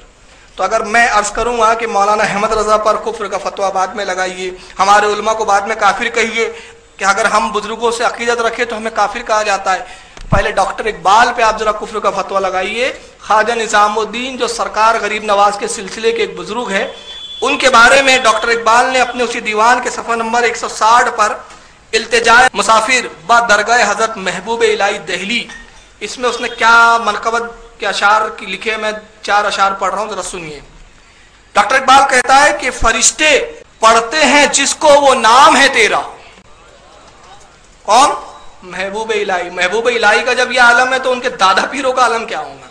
فرشتے پڑھتے ہیں جس کو وہ نام ہے تیرا، بڑی جناب تیری فیض عام ہے تیرا، ستارے عشق کے تیری کشش سے ہے قائم، ستارے عشق کے تیری کشش سے ہے قائم، نظام مہر کی صورت نظام ہے تیرا، تیری لحد کی زیارت ہے زندگی دل کی۔ لحد کہتے ہیں قبر کو، ان کے نزدیک قبر پہ جانا ایک گناہ ہے۔ ڈاکٹر اقبال کہتا ہے تیری لحد کی زیارت ہے زندگی دل کی، مسیح و خضر سے اونچا مقام ہے تیرا۔ تو مسیح حضرت عیسیٰ اور خضر یہ بھی نبی تھے اور بعض ولی کہتے ہیں، تو کہتے ہیں کہ نظام الدین کا مقام ان سے بھی اونچا ہے۔ کیوں؟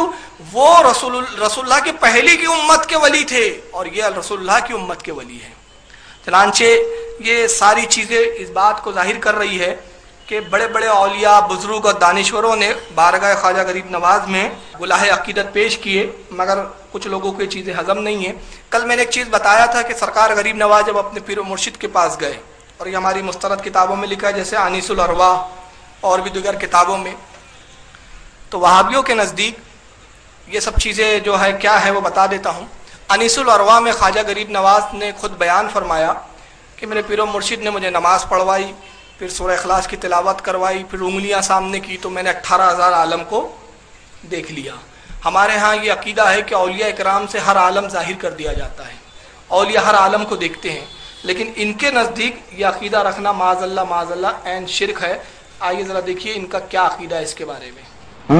مزاروں کے فیضانات ہوتے ہیں، بزرگوں کی قبروں کے فیضانات ہوتے ہیں، علم لدنی حاصل ہوتی ہے اور غیبیات کے پردے اٹھ جاتے ہیں، حجابات اور تجلیات سب کچھ ختم ہو جاتے ہیں، انسان آسمانوں پر عرش کے نیچے اپنے آپ کو محسوس کرتا ہے۔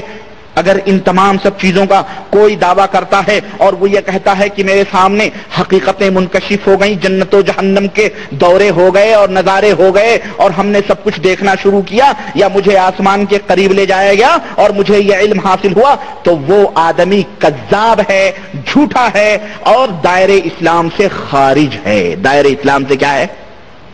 خارج ہے۔ یہ بنیاد وہ ظاہر ہے یہ باتیں وہی کرے گا جو لا الہ الا محمد رسول اللہ ہی پڑھے گا۔ یعنی ان کے نزدیک عرش کو دیکھنا، آسمان کو دیکھنا، جو عقیدہ یہ رکھے وہ دائرہ اسلام سے خارج ہے۔ تو یہ جملہ کہہ کر تو اس نے سب بتا دیا کہ جتنے بزرگوں نے سب واقعات لکھے کرے وہ سب کے سب اسلام سے خارج ہے، یہی ایک پکا مسلمان بچا ہوا ہے پوری دنیا کا۔ لیکن میں آپ کو ایک حدیث سناتا ہوں، اب میں بزرگوں کے قول نہیں سناؤں گا کیونکہ ان کو بزرگوں کے قول ہضم نہیں ہوں گے، لیکن آپ کی دلچسپی کے لیے سنا دیتا ہوں۔ ہمارے ہاں یہ چیزیں ہیں اور ہمارے ہاں مستند عالموں نے لکھی ہے۔ میرے ہاتھ میں اس وقت اسرار الاولیاء کتاب ہے جو بابا فرید گنج شکر کی لکھی ہوئی ہے۔ بابا فرید گنج شکر اس کتاب کے صفحہ نمبر 66 پر کیا لکھتے ہیں اسرار الاولیاء میں؟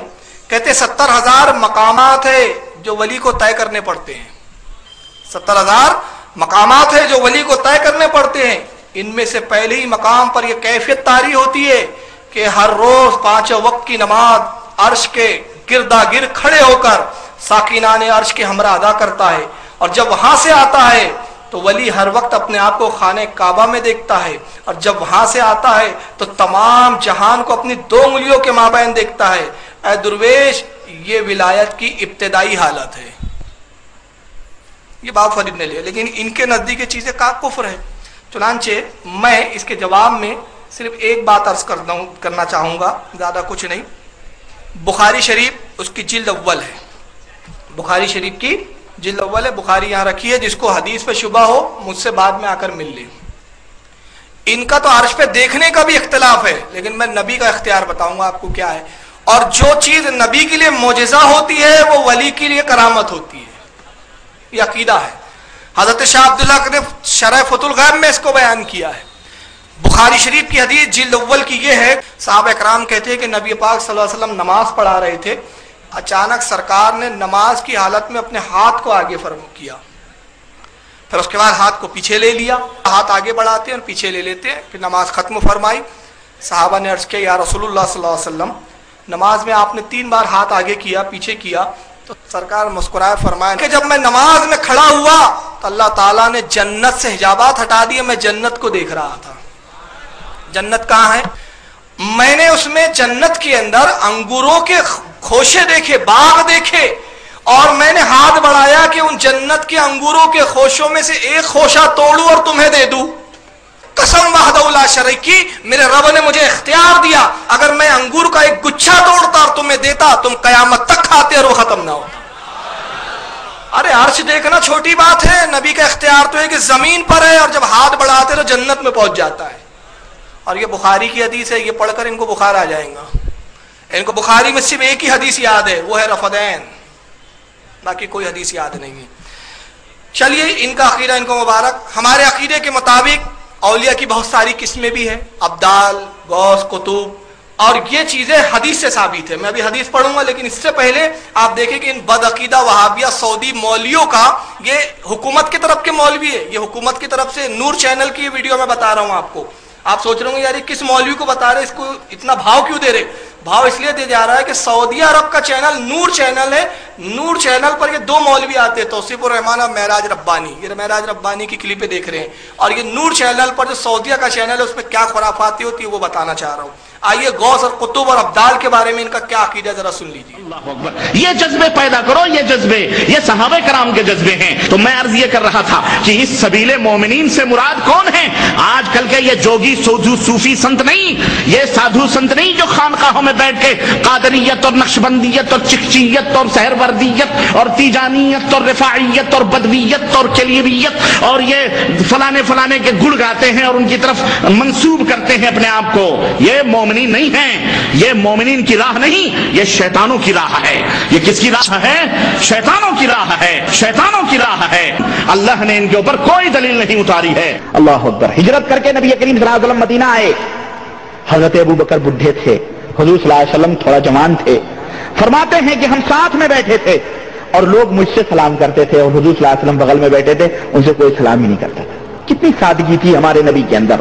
اور یہ لوگ قطب ہیں، ابدال ہیں، جن کے اندر میں سب کچھ ہے، تصرف ہے، دنیا کو گھما رہے ہیں، جو چاہ رہے ہیں کر رہے ہیں. یہ قطب، یہ ابدال، یہ اوتاد، یہ غوث، یہ نجبا، یہ اتقیاء، یہ جو تم القاب اور درجات بتا رہے ہو، یہ درجات خود اس بات کی دلیل ہیں کہ یہ صوفی حلاج، ابن عربی اور جنید اور فلانے جتنے بھی اس قسم کے جو شیطانی ٹولے تھے اور جنہوں نے وحدت الوجود اور حلول کے عقیدے سے امت کو گمراہ کیا، جو یہودیوں، نصرانیوں اور برہمنوں کے عقیدوں کو لا کے اسلام میں انہوں نے یونانی فلسفے کے ذریعے سے ڈالا گزیڑا، ایسے لوگ خود انہوں نے ان تمام القاب کو تراشا ہے اور امت کے اندر پھیلایا ہے اور ہر ایک کے وظیفے بیان کیے ہیں. اور نہ یقین ہو تو ذرا اعلیٰ حضرت فاضل بریلوی مجدد دین بدعت و خرافات کی کتاب اٹھا کے دیکھو کہ ان کے ہاں قطب، ان کے ہاں ابدال، ان کے ہاں اوتاد، ان کے ہاں مجذوب اور ان کے ہاں ان تمام لوگوں کے کیا وظیفے ہیں اور یہ لوگ کیا کرتے ہیں. شاہ ولی اللہ صاحب نور اللہ نے اپنی کتاب نوادر میں بہت سے مشائخ تصوف اور ابدال کے ذریعے سے، مشائخ تصوف اور عقیدہ، سنو عقیدہ، لکھ رہے ہیں کہ مشائخ تصوف، یہ صوفی لوگ، صوفی جمدے صوفی کوفی، صوفی لیوفی، صوفی شیطان، صوفی برہمن، یہ صوفی شیطان جو ہوتے ہیں کہ مشائخ ہیں. یہ ابدال، ہر ملک کا ایک ابدال ہوتا ہے جو کھمبے کو پکڑے ہوئے دنیا کو اگر تھوڑا ہلائیں تو پورے دنیا ہلنے لگے. اللہ تعالیٰ چپچاپ عرش پہ بیٹھا ہو، اس کو کوئی ضرورت نہیں، سب کچھ یہی کر رہے ہیں ابدال لوگ. تو یہ عقیدے پھیلائے جا رہے ہیں کیا کہ ابدال، اس کا کوئی تصور اسلام میں نہیں ہے. یہ سب برہمنوں سے آئی ہوئی چیزیں ہیں، یہودیوں نصرانیوں کی ہیں. لیکن یہ حضرت شیخ الحدیث کس ہمارے ہاں لوگ سنتے ہیں نا، یہ قطب ہیں، یہ ابدال ہیں، یہ فلاں ہیں، یہ فلاں، لوگ سوچتے ہیں یہ کوئی درجہ ہے. یہ کوئی درجہ نہیں ہے، شیطانیت کا درجہ ہے، اسلام کا درجہ. मेरे ख्याल से बातें तो समझ में आ गई होंगी, रिपीट करने की ज़रूरत नहीं है। कुतुब अब्दाल ये सब शैतानियत के दर्जे हैं। एक बात ये थी, कुतुब अब्दाल ये सब शैतान है, जुनैद बगदादी, फला, मंसूर हल्लाज ये सब शैतानी टोले हैं। आप देखिए, गौर कीजिए आप और तसव्वुर कीजिए, ये जाहिल लोग कितने डंके की चोट पर बुजुर्गों को गालियां बक देते, काफिर बोल देते हैं, मगर कितने भोले बेचारे हमारे सुन्नी जो इन काफिरों को भी काफिर बोलने नहीं देते हमें। इनका कहना है कि अब्दाल, सूफी वगैरह ये जितने अलकाबात है इसकी कोई दलील नहीं है, कोई हदीस में नहीं है, कोई नहीं है। अब इन्होंने नहीं पढ़े तो इनका मतलब नहीं है, लेकिन इस पर मेरी मुस्तकिल बयान हो चुका है सरकार ताजुल औलिया के उर्स के मौके पर। हज हाउस में जो हुआ था उसकी सीडी बन चुकी है, आप चाहे तो सीडी को हासिल करें SHO के मेम्बरान से, और उसमें देखेंगे अब्दाल वगैरह के बारे में मैंने पूरी हदीसें सनद के साथ बयान की है। मैं यहाँ सिर्फ आपको एक हदीस सुना रहा हूँ और उसके चंद हवाले दे दूंगा, वक्त आया तो इस पर फिर तवील गुफ्तगू होंगी। ये हदीस की मुस्तनद तरीन किताब है जिसका नाम है मिशकात। ये मिशकात शरीफ इस वक्त मेरे हाथ सामने है, ये आपको मॉनिटर पे दिख रही है, ये मिशकातुल मसाबी। यह हदीस की मुस्तनद तरीन किताबों में शुमार की जाती है। चुनांचे इस किताब की तीसरी जिल्द है, किताबुल फितन, और इसके अंदर फजीलत का बाब है। बाब का जो नाम है शायद साहिब मिशकात ने जो रखा, जिक्र यमनी व शामी व जिक्र ओवैसिल करनी, यानी यमन का जिक्र, शाम का जिक्र और ओवैस करनी का जिक्र। इस बाब के तहत हदीस नंबर 6015वीं हदीस मिशकात की साहिब मिशकात नकल करते अन शुरी इब्न उबैदिन, हजरत शुरी इब्न उबैद रदियल्लाहु ताला अन्हु रिवायत करते हैं, काला जिक्र अहले शामी इंदा अली रदियल्लाहु ताला अन्हु, कहते हैं कि हजरत अली रदियल्लाहु ताला अन्हु की मौजूदगी में किसी ने शाम का जिक्र किया, मुल्क शाम का, जिसको अब सीरिया कहा जाता है। वकीला, कहने वाले ने कहा, अल अनहुम या अमरुल मोमिनीन, अमरुल मोमिनीन मुल्क शाम पर लानत कीजिए, लानत भेजिए आप मुल्क शाम पर। काला, हजरत अली ने इरशाद फरमाया, ला, मैं इस पर लानत नहीं भेजूंगा, इन्नी समीअतु रसूलुल्लाह सल्लल्लाहु अलैहि वसल्लम, इसलिए कि मैंने अल्लाह के नबी सल्लल्लाहु अलैहि वसल्लम से सुना, यक़ूलुल अब्दाल यकूनु बिशामी, वहां पर अब्दाल रहा करते हैं। कहां पर? मुल्क शाम में। वहुम अरबाऊन रजूलन, उनकी तादाद कितनी है उन अब्दालों की? 40। रजूलन कुल्लमा माता रजुलन अब्दालुल्लाहि मकानहु, अल्लाह के नबी फरमाते उन अब्दालों में से जब किसी एक अब्दाल का इंतकाल हो जाता है तो अल्लाह उनकी जगह दूसरे शख्स को मुतय्यन फरमा देता है। रजुलन यस्का बिहमुल गैसो व यंतसरु बिहिम अलल आदाए व युसरफु अन अहली शाम बिहिमुल अजाब, और अरबी ने फरमाया उन्हीं अब्दाल की वजह से लोगों पर बारिश बरसाई जाती है, तुम्हें रिस्क दिया जाता है, और उन्हीं के सदके तुफैल में तुम अपने दुश्मनों पर फतेह पाते हो। ये मिशकात की हदीस है, और इन बेचारों को अब्दाली का पता नहीं मालूम, ये क्या है, ये सब गड़े हुए हैं। ये हदीस कहाँ कहाँ है मैं बता दूं। मुस्नद इमाम अहमद में, इमाम अहमद इब्न हम्बल ने अपनी मुस्नद में जिल्द 1 सफ़ा नंबर 122 पर भी इस हदीस को नकल किया है। इमाम तबरानी रहमतुल्लाह ताला अलैह ने माजम कबीर के अंदर जिल्द नंबर 10 सफ़ा नंबर 181 हदीस नंबर 1039 इसके तहत इस हदीस को नकल किया। इमाम अबू नुएम ने, जो अपने वक्त के बहुत बड़े इमाम हैं, हिलियतुल औलिया की जिल्द 3 सफ़ा नंबर 225 हदीस नंबर 308 पर इस हदीस को नकल किया। यह हदीसों की किताब है, जिसको देखना वो देख सकता है। चुनांचे आप देखें कि अब्दाल वगैरह का जिक्र हदीसों में है और मुस्तरद किताबों में हदीस की, मगर उसके बावजूद ये अब्दालों को, गौस को, कुतुब को शैतान कहते हुए नजर आ रहे हैं। अच्छा आइए जरा थोड़ा सा एक नून को मैं थोड़ा सा चेंज कर रहा हूं। अब यहाँ पर आप देखिए कि जो न्याज और नजर का मामला है हमारे यहाँ बुजुर्गों की अकीदत के लिए, एक बहस ये होती है कि आप नजर और न्याज पर गुफ्तगू करें, उसके जायज़ और नाजायज़ होने पर बात करें, मगर ये बदबख्तों का लहजा इतना गंदा है कि वो न्याज जो हमारे नज़दीक मुकद्दस है, उस न्याज के लिए वो क्या लहजे में गुफ्तगू करते, जरा उसको सुनिए। 9 मुहर्रम को हुसैन के नाम पे ज़िबा होने वाला गोश्त लेने वालों कहते हैं, बेटा ये पड़ोसी है, मुहर्रम का गोश्त लाया है, शबरात के कुंडे लाया है, ले लो कोठे ते सट दिया जे, ना खाया जेल, अगर ना लोगे तो दोस्ती खराब होगी। तू लेकर कोठे पे फेंकेगा, तेरे बेटे कहेंगे अब्बा जान ले लिया करते थे, छुप के खा भी लिया करते थे, खा लो। गैरत ایمان یہ ہے جو غیر اللہ کے نام کی چیز ہے، وہ 11ویں کا دودھ ہو، وہ بی بی فاطمہ کی سن کے ہو، وہ کسی حضرت کے دربار پر تقسیم ہونے والا دودھ ہو، کہو یہ غیر اللہ کے نام پر ہے، سور سے زیادہ حرام ہے۔ وہ کسی حضرت کے دربار پر تقسیم ہونے والا دودھ ہو، کہو یہ غیر اللہ کے نام پر ہے، سور سے زیادہ حرام ہے۔ اہل توحید اس کو قبول۔ تم ڈرتے ہو ان سے دوستی خراب ہو گئی، ارے اگر مشرکوں سے محبتیں بڑھ گئی تو رب سے دوستی خراب ہو گئی، تو پھر 11ویں کا ہو یا محرم کا ہو، پہلی بات تو میں نے نہیں دیکھا کہ محرم میں کوئی گوشت بانٹتا ہو، ان کی نالج بھی بڑی کمزور ہے۔ محرم میں گوشت بانٹتے ہوئے نہیں دیکھا، البتہ شربت بانٹتے ہوئے دیکھا ہے میں نے محرم کے موقع پر، کھچڑا دیکھا ہے بانٹتے ہوئے، چلو بالفرض گوشت بھی بانٹ دیتا ہے کوئی، تو اب گوشت بانٹتے ہیں محرم میں یا 11ویں کا کھانا، تو یہ سب سور سے زیادہ حرام ہے۔ اب میں آپ کو بتاتا ہوں کہ 11ویں ہے کیا، فاتحہ ہے، اور فاتحہ کا ثبوت تو حدیث میں ہے بھائی، میں اس کے لیے صرف حدیث پیش کروں گا، پر پھر مسلسل بیانات آئیں گے انشاءاللہ دلائل کے ساتھ۔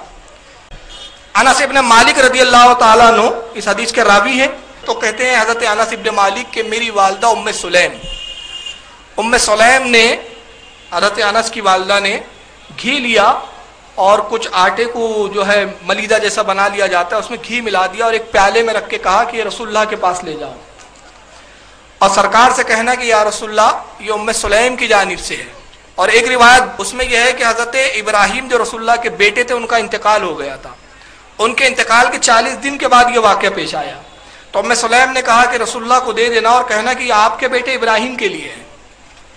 چنانچہ انس ابن مالک کہتے ہیں ان دنوں میں چھوٹا تھا، میں وہ پیالہ جس میں روٹی اور گھی جو ہے وہ ملیدے کی شکل میں ملا دیا گیا تھا پورا، اس کو سرکار کی خدمت میں آیا تو بہت سارے صحابہ اکرام بیٹھے تھے جن کی تقریباً تعداد 70 کے قریب تھی۔ میں نے رسول اللہ سے عرض کی یا رسول اللہ میری والدہ ام سلیم نے بھیجا ہے اور آپ کی یہ نظر ہے یہ آپ کے بیٹے ابراہیم کے لیے، حضرت ابراہیم کا انتقال ہو چکا ہے۔ تو حدیث کے راوی حضرت انس کہتے کہ رسول اللہ نے اس پیالے کو اپنے سامنے رکھ لیا، پھر اپنے ہاتھوں کو بلند کیا اور قرآن سے جہاں سے جتنا چاہا اتنا تلاوت فرمایا، بس یہی ہے فاتحہ، جتنا چاہا اتنی تلاوت کیا۔ اور اس کے بعد انس سے کہتے ہیں انس اس پیالے کو اٹھا اور اب میرے ہر صحابی کے سامنے رکھتے جا۔ حضرت انس کہتے ہیں میں ہر صحابی کے پاس وہ پیالہ رکھتا، نبی پاک فرماتے کھاؤ اتنا کھاؤ کہ شکم سیر ہو جاؤ، وہ پیٹ بھر کھاتے، میں پیالہ دوسرے صحابی کے پاس رکھتا، وہ پیٹ بھر کھاتے، پھر پیالہ اٹھا کے تیسرے صحابی کے پاس، یہاں تک کہ 70 صحابی سے وہ پھر کر پیالہ رسول اللہ کی خدمت میں دوبارہ لوٹ کر آیا، اللہ کے نبی نے اس میں سے کچھ تناول فرمایا اور اس کے بعد مجھ سے کہا انس جاؤ اب یہ جو کچھ بچ گیا ہے یہ ہماری طرف سے اپنی والدہ ام سلیم کو دینا۔ حضرت انس کہتے ہیں قسم اس وحدہ لا شریک کی جس نے نبی پاک صلی اللہ علیہ وسلم کو حق کے ساتھ مبعوث فرمایا، میں حیرت زدہ تھا کہ جب لایا تب زیادہ تھا کہ اب لے جا رہا ہوں تو تب زیادہ ہے۔ یہی ہے فاتحہ۔ آپ کھانا ویسی ان کو دے دو تو یہ کھا لیں گے، سٹ کھا لیں گے، کیوں کھانا ہے، اور جیسے آپ کہے قل اللہ واحد اللہ الصمد، یہ کیا ہو رہا ہے، فاتحہ دے رہا ہوں، حرام ہو گیا، شرک ہو گیا۔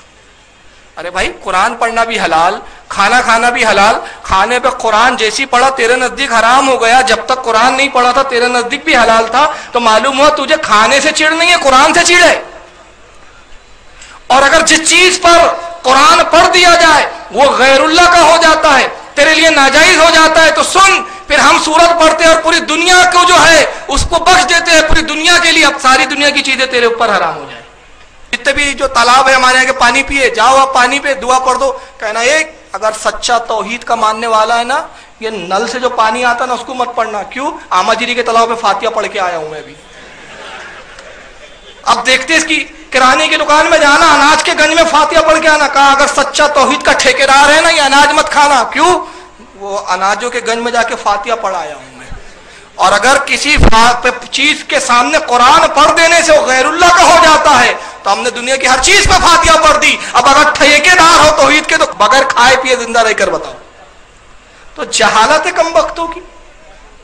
تو یہ عجیب ہے، لیکن میں آپ کو ذہن دینا چاہتا ہوں، مجھے ان کی گستاخی بتانے سے مقصد یہ نہیں ہے کہ ان کو کوسو کاٹو، ان کے دل جو ہے مہر لگ چکی ہے، ختم اللہ علی قلوبہم کی منزل پر ہے یہ لوگ، ان کو سمجھانا مقصود نہیں ہے، سمجھانا آپ کا مقصود ہے میرا، کہ ایسے بد عقیدوں سے ہم کیسے دوستی رکھیں، ایسے بد عقیدوں کو ہم اپنے کیسے گھروں میں لائیں۔ ہمیں یہ سوچنا چاہیے کہ جو ہمارے بزرگوں کی اتنی بےہودگی کے ساتھ گالی بکتے ہیں، آپ کو معلوم ہے حضرت خضر علیہ السلام اللہ کے ایک نبی ہے، اور ہمارے یہاں کتابوں میں بھرا پڑا ہوا ہے کہ حضرت خضر زندہ ہے، قیامت تک ان کے لیے اللہ نے حیات دی، مستند کتابوں میں ہے یہ بات. اور حضرت خضر اولیاء کرام کی تربیت فرماتے ہیں. اگر آپ مخدوم اشرف جہانگیر سمنانی کی سوانح پڑھے تو آپ کو ملے گا کہ حضرت خضر نے ان کو ابتدائی منزلوں میں حضرت مخدوم اشرف کو پڑھایا ہے، ابراہیم ابن ادہم کو پڑھایا ہے، سرکار غوث اعظم کی انہوں نے رہنمائی کی ہے، ہر زمانے میں ہر ولی کو حضرت خضر نے رہنمائی کی ہے. مگر آئیے اسی خضر علیہ السلام جو نبی ہے ان کے بارے میں ان بدبختوں کا کیا عقیدہ ذرا سن لیجیے. خضر، ارے یہ خضر نہیں، یہ خضر کی شکل و صورت میں شیطان ہے جو تمہیں گمراہ کرنے کے لیے آیا. خضر علیہ السلام تو موسیٰ علیہ السلام کے دور ہی میں اللہ کو پیارے ہو گئے، چاہے موسیٰ سے پہلے یا موسیٰ کے بعد. المہم اللہ کے نبی تھے، اللہ تعالیٰ کے ہاں وہ پہنچ چکے. لیکن یہ جو تم نے خضر ایجاد کیا، یہ خضر شیطان ہے، یہ کوئی نبی نہیں ہے، یہ خضر کوئی ولی نہیں ہے، یہ خضر شیطان ہے جو تمہیں شیطانی طریقے کی دعوت دیتا ہے. اب اس پہ کیا تبصرہ کرنا؟ جب اس بڑے شیطان نے معاذ اللہ ایک نبی کو شیطان بول دیا تو یہ ایمان والا بچہ بھی کیا. چلیے آگے سنیے. لیکن یہ سنانے سے پہلے میں آپ کا عقیدہ جان لوں مجمع کا. اور دیکھیں کتنے لوگ میری بات پہ کہتے ہیں آپ کے عقیدے کے مطابق رسول اللہ زندہ ہے کہ مردہ ہے؟ زندہ ہے نا؟ اللہ کے نبی سنتے ہیں کہ نہیں سنتے؟ چلیے ذرا اب ان کی سنیے. دیتے ہیں یہی نہیں، قبر کے باہر سے بھی آواز آتی ہے. اللہ اکبر، اللہ اکبر. کیا ثابت کرنا چاہتے ہیں کہ حضور اس قبر کے اندر جو ایک آدمی کے حساب سے کھودی گئی ہے، اس قبر کے اندر حضور باقاعدے بیٹھے ہوئے ہیں اور اپنے اوپر درود پڑھنے والوں کا انتظار کر رہے ہیں کہ آئیں سب لوگ درود جو پڑھتے ہیں ہم باقاعدے. اندر حضور کیا کر رہے ہیں قبر کے اندر؟ ان سے کوئی پوچھو حضور اندر قبر کے اندر کیا کر رہے ہیں؟ کہہ رہے ہیں باقاعدے قبر سے آواز آتی ہے. یہ ابراہیم بن شیبان یا شیبان بن ابراہیم یہ کون ہے؟ ابراہیم بن شیبان جو حج کرنے جا رہے ہیں اور باقاعدے سلام کے جوابات حضرت حضور صلی اللہ علیہ وسلم 9 من مٹی کے نیچے دے رہے ہیں اور یہ 9 من مٹی کے باہر سے یہ سن رہے ہیں. اعوذ باللہ، یہ جھوٹ کہاں کمانے والا ہے؟ اور یہ بدعقیدگی کہاں کمانے والی ہے؟ جھوٹ اگر جھوٹ ہوتی تو کوئی بات ہوتی. یہ بدعقیدگی کی بات ہے، یہ ایمان اور عقیدے کی بات ہے، یہ عقیدے کی بات ہے، عقیدے کی.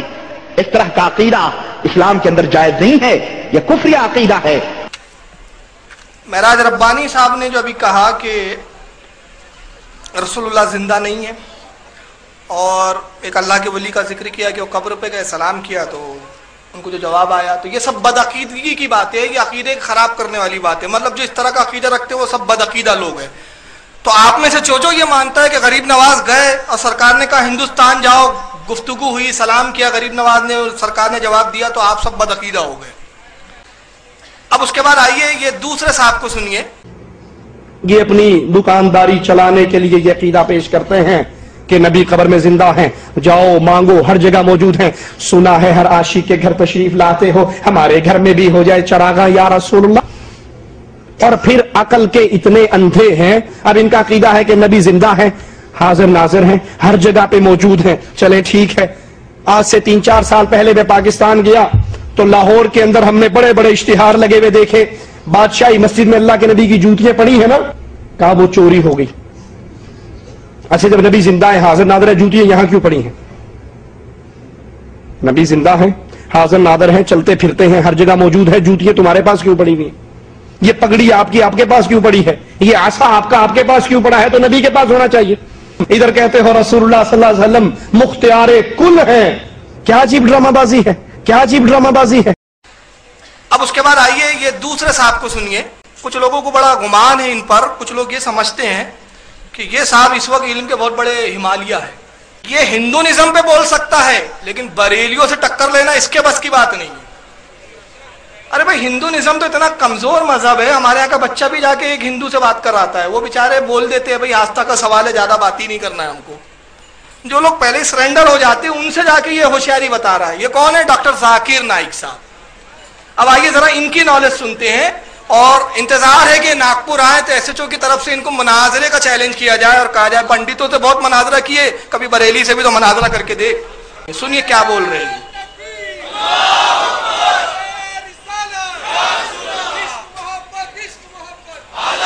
یہ جو کہا جاتا ہے کہ نبی کے حوالے سے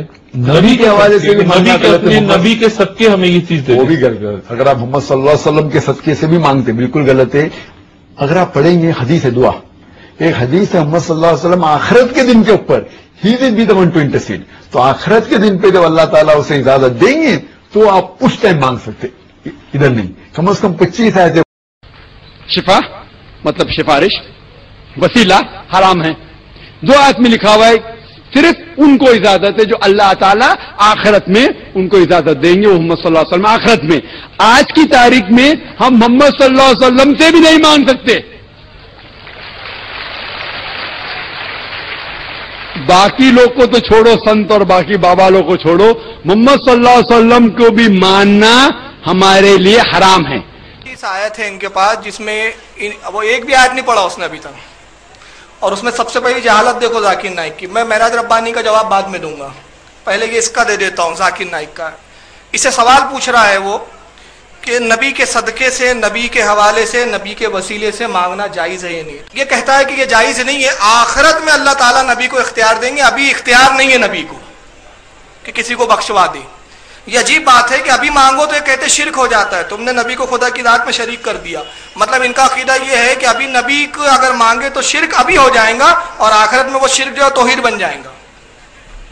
لیکن میں آپ کو چند مستند کتابوں سے بتاؤں کہ اللہ کے نبی کے وسیلے سے مانگنا ہمارا نہیں بلکہ نبیوں کا طریقہ رہا ہے, نبیوں کی سنت رہی ہے. چلیے میں کچھ چیزیں دکھا رہا ہوں, اس کے بعد اس کے جواب میں میرے پاس بے شمار مواد ہے.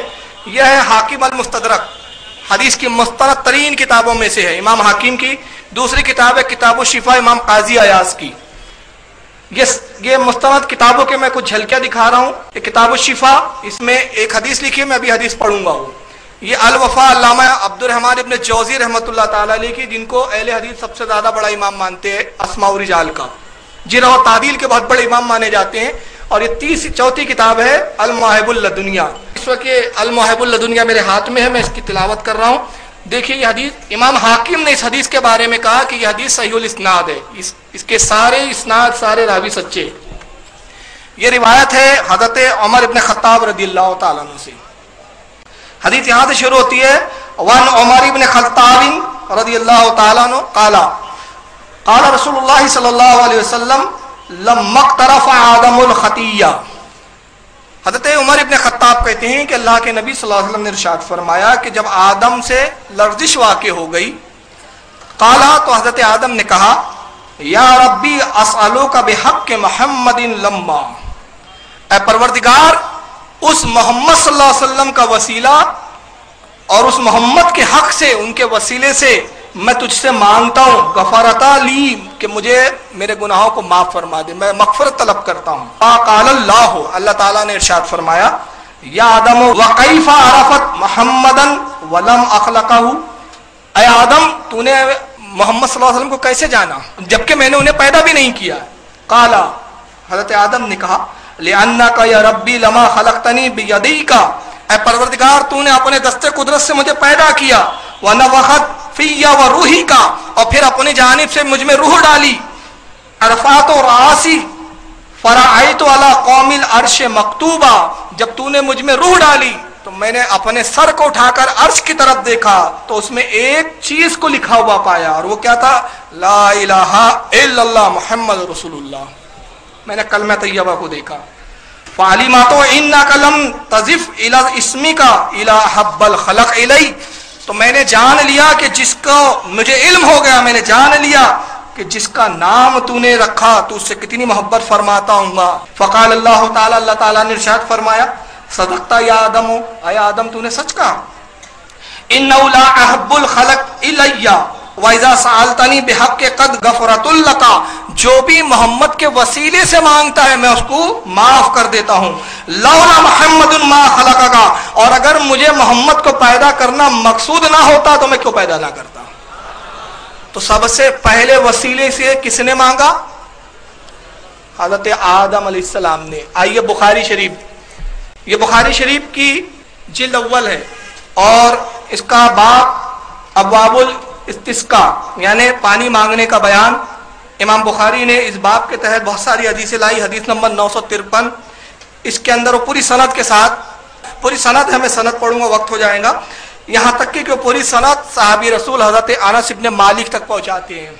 کہتے ہیں کہ अनस इब्न मालिक रदियल्लाहु ताला अन्हु, हज़रत अनस इब्न मालिक रिवायत करते हैं, अन्ना उमर इब्न खत्ताब रदियल्लाहु ताला अन्हु काना इज़ा कहतु तस्का बिल अब्बास इब्न अबी मुत्तलिब रदियल्लाहु ताला अन्हु, कहते हैं कि हज़रत उमर के दौरे खिलाफत में जब कहर पड़ जाता तो हज़रत उमर हज़रत अब्बास को लेकर आते, हज़रत अब्बास को साथ में ले लेते और फ़क़ाला, फिर वो यूं कहते, अल्लाहुम्मा इन्ना कुन्ना नतवस्सलु इलैका बिनबीयिना सल्लल्लाहु अलैहि वसल्लम फ़तस्क़ीना, कहते हैं परवरदिगार जब तेरा नबी हम में बज़ाहिर मौजूद था हम तेरे नबी के वसीले से दुआ मांगा करते थे, मतलब सहाबा इकराम नबी के वसीले से दुआ मांगा करते थे, हम तेरे नबी से वसीला तलब करते तेरी बारगाह में और तू हमें पानी अता कर देता।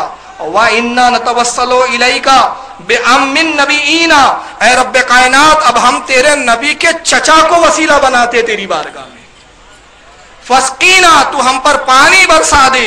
काला रावी हज़रत अनस कहते हैं कि फयस्क़ा, और जैसी ये दुआ करके खत्म होती अल्लाह ताला बारिश नाजिल फरमा देता। यानी हज़रत उमर जैसा जलील क़द्र सहाबी भी जो है वसीला तलब किया करता था। यहाँ वहाबी एक धोखा देते हैं, मैं बात अर्ज करता चलूं, और धोखा ये दिया जाता है कि माज़अल्लाह सुम्मा माज़अल्लाह नबी पाक सल्लल्लाहु अलैहि वसल्लम तो मर गए, तो आज जब जिंदा थे तब वसीला मांगना सही था, अब मांगना जायज ही नहीं है। अगर मुर्दे से मांगना जायज होता तो हज़रत उमर अब्बास का वसीला क्यों तलब करते, रसूलुल्लाह का क्यों नहीं किया? तो उसका जवाब मुख्तसर जो हमारे उलमा ने दिया वो ये है कि हमारे उलमा फरमाते हैं कि हज़रत उमर चाहते तो नबी का वसीला दे सकते थे, लेकिन आपने हज़रत अब्बास का वसीला इसलिए पेश किया कि हज़रत उमर जानते थे कि एक ऐसी कौम आएंगी जो औलिया के वसीले की मुनकिर होंगी, तो चुनांचे आपने हज़रत अब्बास का वसीला पेश करके ये जहन दिया कि गैर नबी से भी वसीला तलब किया जा सकता है। यह है उसका मकसद कि सिर्फ वसीला नबी का नहीं गैर नबी का भी। आइए एक चीज़ और दिखाऊं, ये तफसीर इब्न कसीर आपके सामने है भी, ये तफसीर इब्न कसीर के मुसन्निफ जो है इब्न कसीर अल्लामा इब्न तैमिया के शागिर्द कहे जाते हैं और अहले हदीस जमात बहुत मानती है। किताब भी अहले हदीस से छपी है, पाकिस्तान से लाहौर से किताब बुलवाई है मैंने, ये पाकिस्तान से छपी हुई है इनकी। इब्न कसीर में एक रिवायत है, मैं अभी रिवायत पढ़ूंगा, उसके बाद ये दूसरी एक किताब है तफसीर नसफी जिसको तफसीर मदारिक भी कहते हैं, ये उस वक्त हाथ में है, मैं इसी से पढ़ूंगा। ये तफसीर जलालैन है, ये इमाम जलालुद्दीन स्यूती रहमतुल्लाह ताला अलैह की तफसीर है, अरबी ज़बान में मदारिस में पढ़ाई जाती है। ये 3 तफासिर में और इसके अलावा 12 तफासिर और हदीस के हवाले इस हदीस के तहत मेरे पास मौजूद है। मैं फिलहाल 3 तफासिर के हवाले से एक रिवायत पेश कर रहा हूँ कि बादे विसाले नबी भी मांगना जायज़ है। चुनांचे इमाम नसफी रहमतुल्लाह ताला अलैह तफसीर मदारिक में, जिसको तफसीर नसफी भी कहते हैं, जिल्द अव्वल है इसकी, सफ़ा नंबर 234 कुरान अजीम की तफसीर है अरबी ज़बान में। कुरान में अल्लाह ताला ने इरशाद फरमाया, वलौ अन्नहुम इज़्ज़लमू अनफुसहुम जाऊका, ऐ ईमान वालों, ऐ लोगों, जब तुम गुनाह करो तो हमारे नबी की बारगाह में चले जाया करो, हमारे नबी की बारगाह में आया करो। उस आयत की तफसीर में इमाम नसफी एक हदीस नकल करते हैं, कहते हैं कि जहाँ अरबी बाद दफनही अलैहिस्सलाम, एक अरबी रसूलुल्लाह के विसाल के बाद, दफन के बाद आया, फरमी बेनफ्सिही अला कब्रिही, और उसने अपने आप को कब्र पर गिरा दिया रसूलुल्लाह के, वहैसु मिन तुराब अला रासिही, तो उसने कब्र मुबारक रसूलुल्लाह की कब्र की मिट्टी को अपने सर पे डालने लगा। वकाला, फिर उसके बाद उसने कहा, या रसूलुल्लाह, मैं यहाँ एक बात रुक के कहना चाहता हूँ कि विसाल के बाद या रसूलुल्लाह कहना ये सहाबा की सुन्नत है। जो लोग कहते हैं कि जो जिंदा हो सुन सकता हो उसी को या रसूलुल्लाह पुकार सकते हैं, ये हदीस बता रही है कि बाद विसाल नबी भी या रसूलुल्लाह कहना जायज़ है। तो उस शख्स ने कहा, वकाला या रसूलुल्लाह, कुल तो फसमअना वकाना फीमा उनज़िला अलैका, अल्लाह के नबी आपने जो कुछ कहा, जो आप पर नाजिल हुआ और हमने उसको सुना, और वो ये कि आपके रब ने ये फरमाया है, वलौ अन्नहुम इज़्ज़लमू अनफुसहुम, आखिरी आयत तक उसने पूरी आयत तिलावत पढ़ी कि कुरान में अल्लाह ने, आपके रब ने फरमाया कि अल्लाह के बंदो, जब तुम गुनाह कर लो तो मेरे नबी की बारगाह में आ जाओ।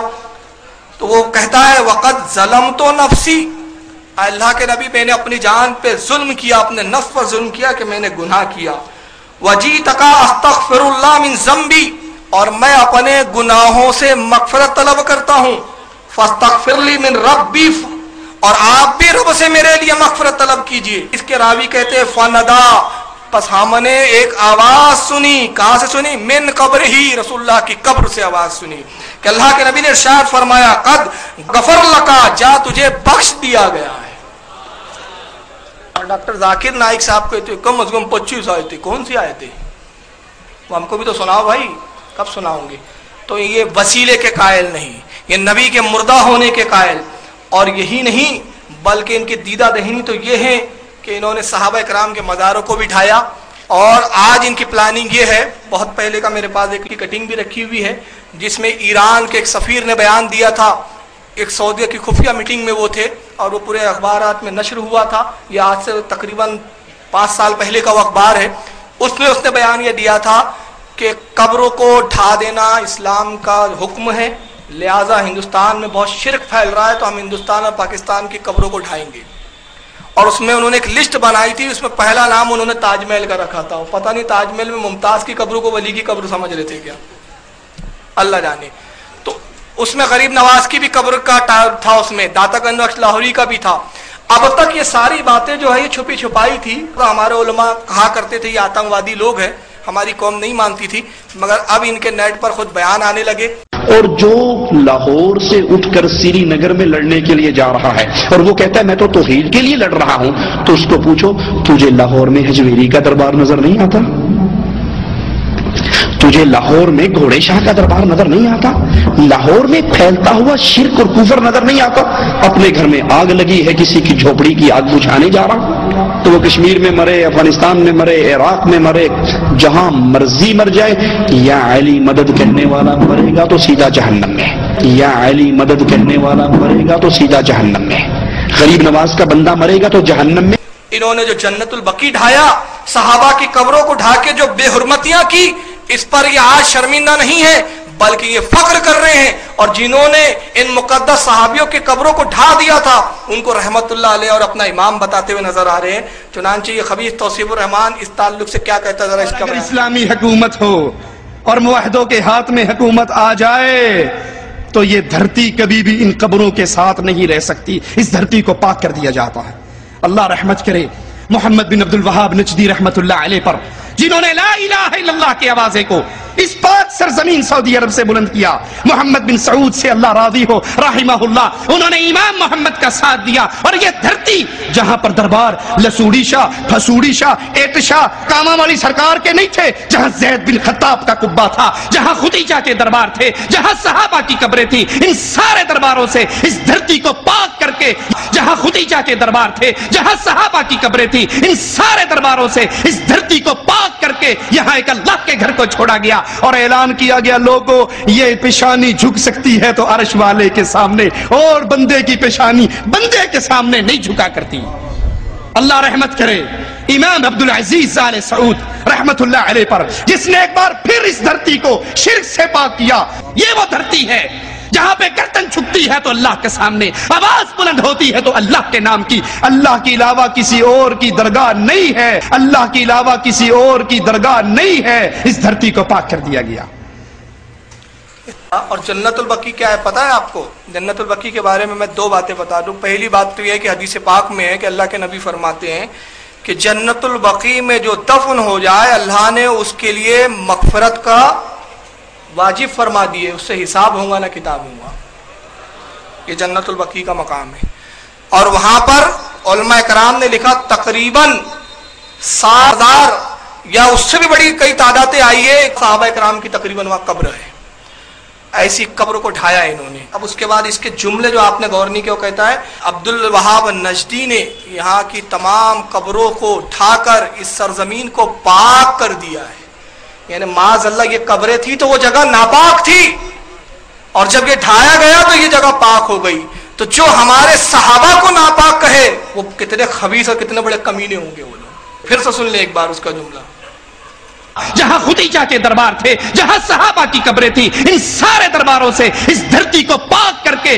بہرحال یہ ان کے مکروہ چہرے ہیں آپ کے سامنے. کلپیں بہت ہے، گستاخیاں بہت ہے، جتنا دکھاؤ اتنا کم ہے. اس لیے کہ یہ سارے مواد ایس ایچ او کے ممبران جو ہے تقریباً 3 سال سے جمع کر رہے ہیں.